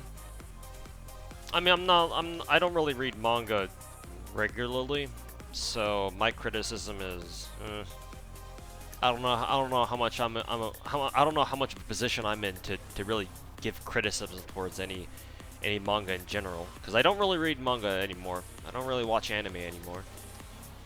Quince was like the one exception to that rule, where it was actually so good that I actually did go back to my early weeb days of fucking staying up late reading manga and watching anime and shit. And I did that just for that. But just to answer your question, personally, I didn't mind the ending because, logically speaking, for a manga like that where the whole driving plot of the manga is like, oh, you have these quintuplets, and the main character is gonna marry one of them, and you know that, and the manga gets to a point where the climax is, okay, so the main character eventually does have to choose just one of them. No matter what happens, you're going to get a polarizing ending because there's only one ending. And because you're going up, you have like these 5 different, your readers are split up into 5 camps. If you choose one, the other 4 are gonna get pissed. That's just how it's gonna end. No matter what happens. That's just kind of how it's gonna end. Like thinking that it would have ended any other way is dumb, because people on the internet are fucking trash.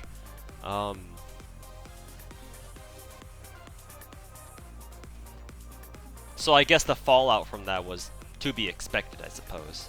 Looking at it in hindsight. Cause yeah, once the main character chooses one of the quints, it's like, well, it's a done deal. What else do you want to do? That, and we already knew Negi was wanted to end the series, right? I mean, it kind of seemed like it towards the end too. Like he didn't want to stretch it out. That was for sure. So as soon as it got to that point, it was like, okay, this is it right here. Once you get to the climax of the manga, it's like, yeah, this is it right here. It's basically once we get over this climax, it's basically all downhill from here. I guess in both senses of the word. So personally, I didn't really mind. I'm just glad that it's an actual proper horror manga where you know, both the main character and I guess in by corollary, the author has the balls to actually make sure that one girl actually does win, as opposed to all the other fucking horror mangas where, oh yeah, we're just gonna fucking bait and switch you and make it so that there's no clear ending, haha.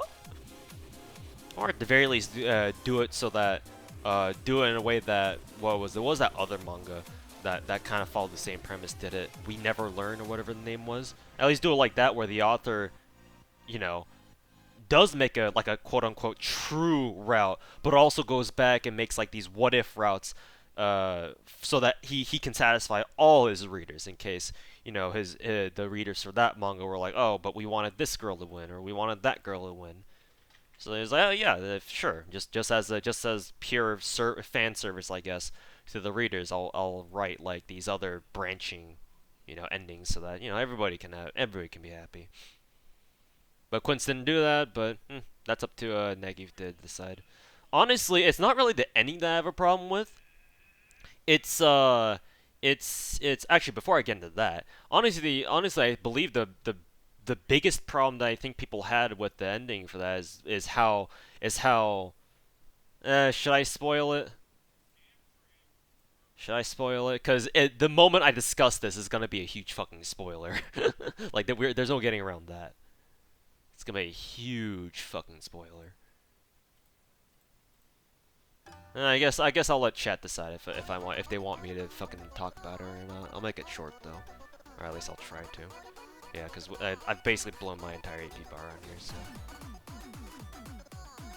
let's see, is any of this copyrighted? Oh yeah, it's definitely copyrighted. Is any of this copyrighted? Probably is. Yeah, definitely. Oh, it's bubble tea.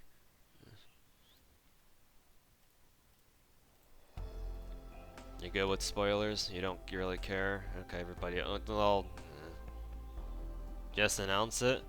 Alright, yeah, I'll do that. Okay, this is spoilers for Quince, alright? So, in case you don't want to hear me talk about that, this will be the last thing I talk about before I get off stream anyway. Because, like I said, just wanted to clear this 8 people out and get out of here. But, yeah, so, there's your warning. Get out if you don't want Quince spoilers. Honestly, the biggest problem I think people had with the ending was that the girl who didn't try to, you know, get the main character, I guess, so to say, was the one who won.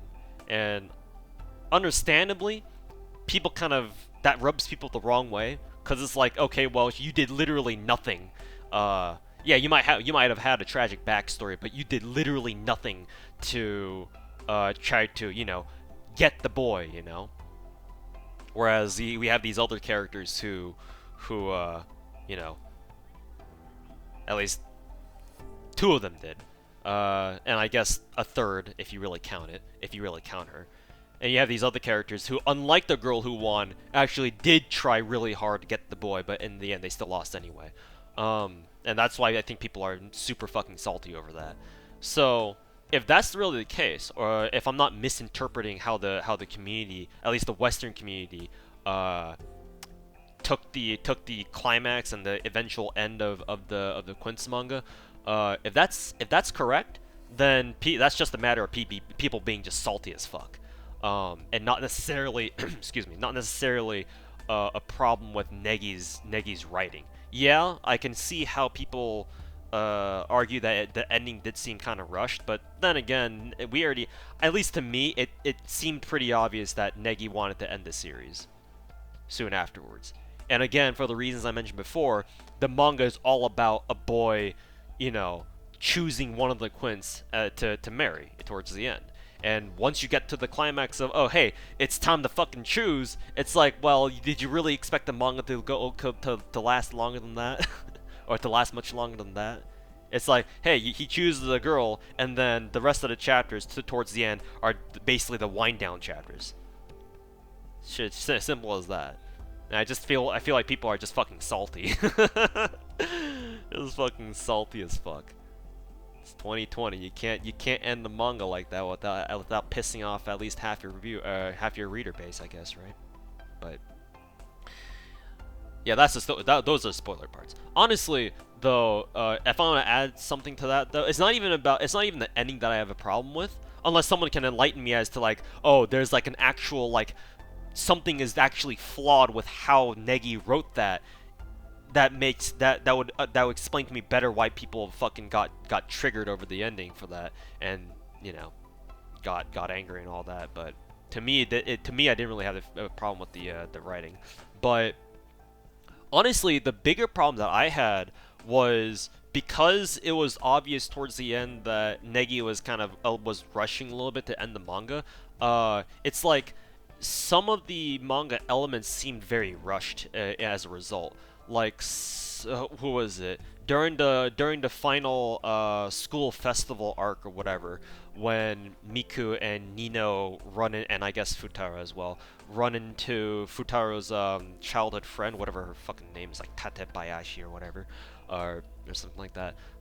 That seemed kind of out of the blue. I think Negi did mention her like once during like one of the flashback chapters, but like. So I guess it's okay, but that seemed a little bit contrived. But that's not as bad as Mudo. Like, Negi kind of like added Mudo in there just because. Like, I don't know where the fuck he came out of. Like, literally Mudo he gets introduced with the school festival arc, and that's where that's literally all his relevance is. And he doesn't come back again throughout in the rest of the story. I think that's my biggest problem with Quince, honestly, is how Negi handled Mudo as a character. It's like, okay, your biological dad shows up all of a sudden, and then he's like, oh hey, what's up? Oh hey, I'm your real dad. It's like, hey, you should stop being a teacher. It's like, okay. Cool, I guess. Yeah, that's honestly my biggest problem with that. If I think Negi had introduced Mudo as a character earlier, and then made his presence like known, but kind of turned into like a kind of a Chekhov's gun, so to say. Which is basically a literary phrase that refers to something you introduce, an element in a story that you introduce in one part of the story that only comes up later on towards the end, or like in a later part of the story. That's basically what that term is. If he made him more like a proper Chekhov's gun, then I would appreciate it a little bit more. And just making it so that if he had added like maybe 5 or 10 more chapters towards the end, to make it so that the manga didn't seem rushed towards the end, then I think it would have been fine. Personally speaking, anyway. Of course, I'm not a professional manga writer or anything. I know nothing about the manga writing process, so all I can do is really just sit here and just theory craft, right? But that's really all I wanted to say. Other than that, Quince was great. Okay, well, the black sheep one. I mean, yeah, in a sense. But remember, Yotsuba was the one who met Futaro first. So even if the black sheep won, Quinn still followed the traditional. Oh hey, the first girl always wins. Kek. So if you really think about it, the dark horse, she was never really a dark horse, you know. Theory crafting is fun. You guys saw the fact you guys saw how somebody made like a fucking 40-page thesis on why they thought Yotsuba was gonna win, right?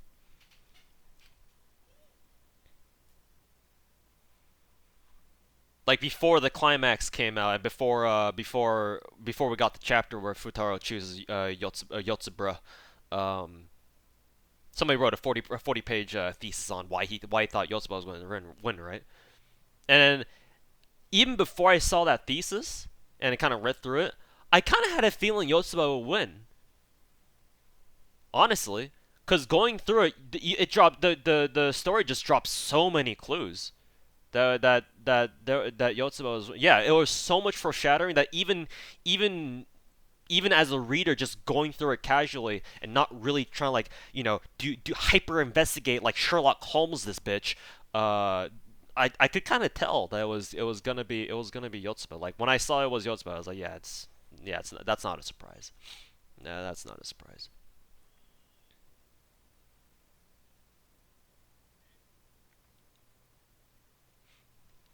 Like it all made sense. It all made sense. And then reading back is like, oh yeah, I now I see all the clues. It all makes sense. It's all coming together. Whatever that math meme is.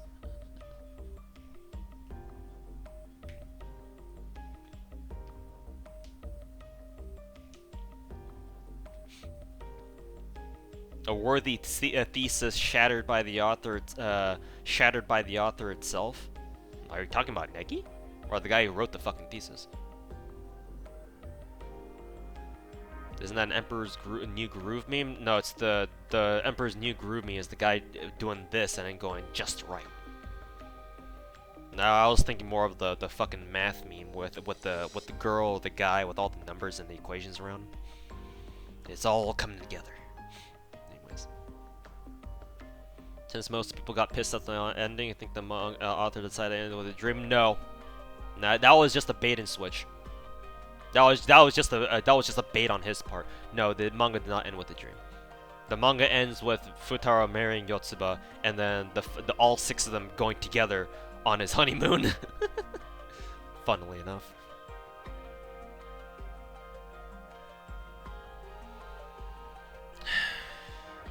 Oh, it is also King's. Okay, that's a less familiar meme to me then. That one I didn't know about. Okay. But anyways, Miku's still best girl. That'll do it for me. Thanks for watching. I'm gonna send you guys over to Mr. X Slice's stream because I know he just started up his stream. But yeah, see you guys over in his stream. But in the meantime, yeah, see you guys next time. Thanks for hanging out, and thanks for listening to me rant about Quince, if you can even call it ranting. And yeah, we'll see you guys next time. Peace, guys. Take care and have a good night. And stay safe. Wash your hands, and stay inside. Keep being a weeb.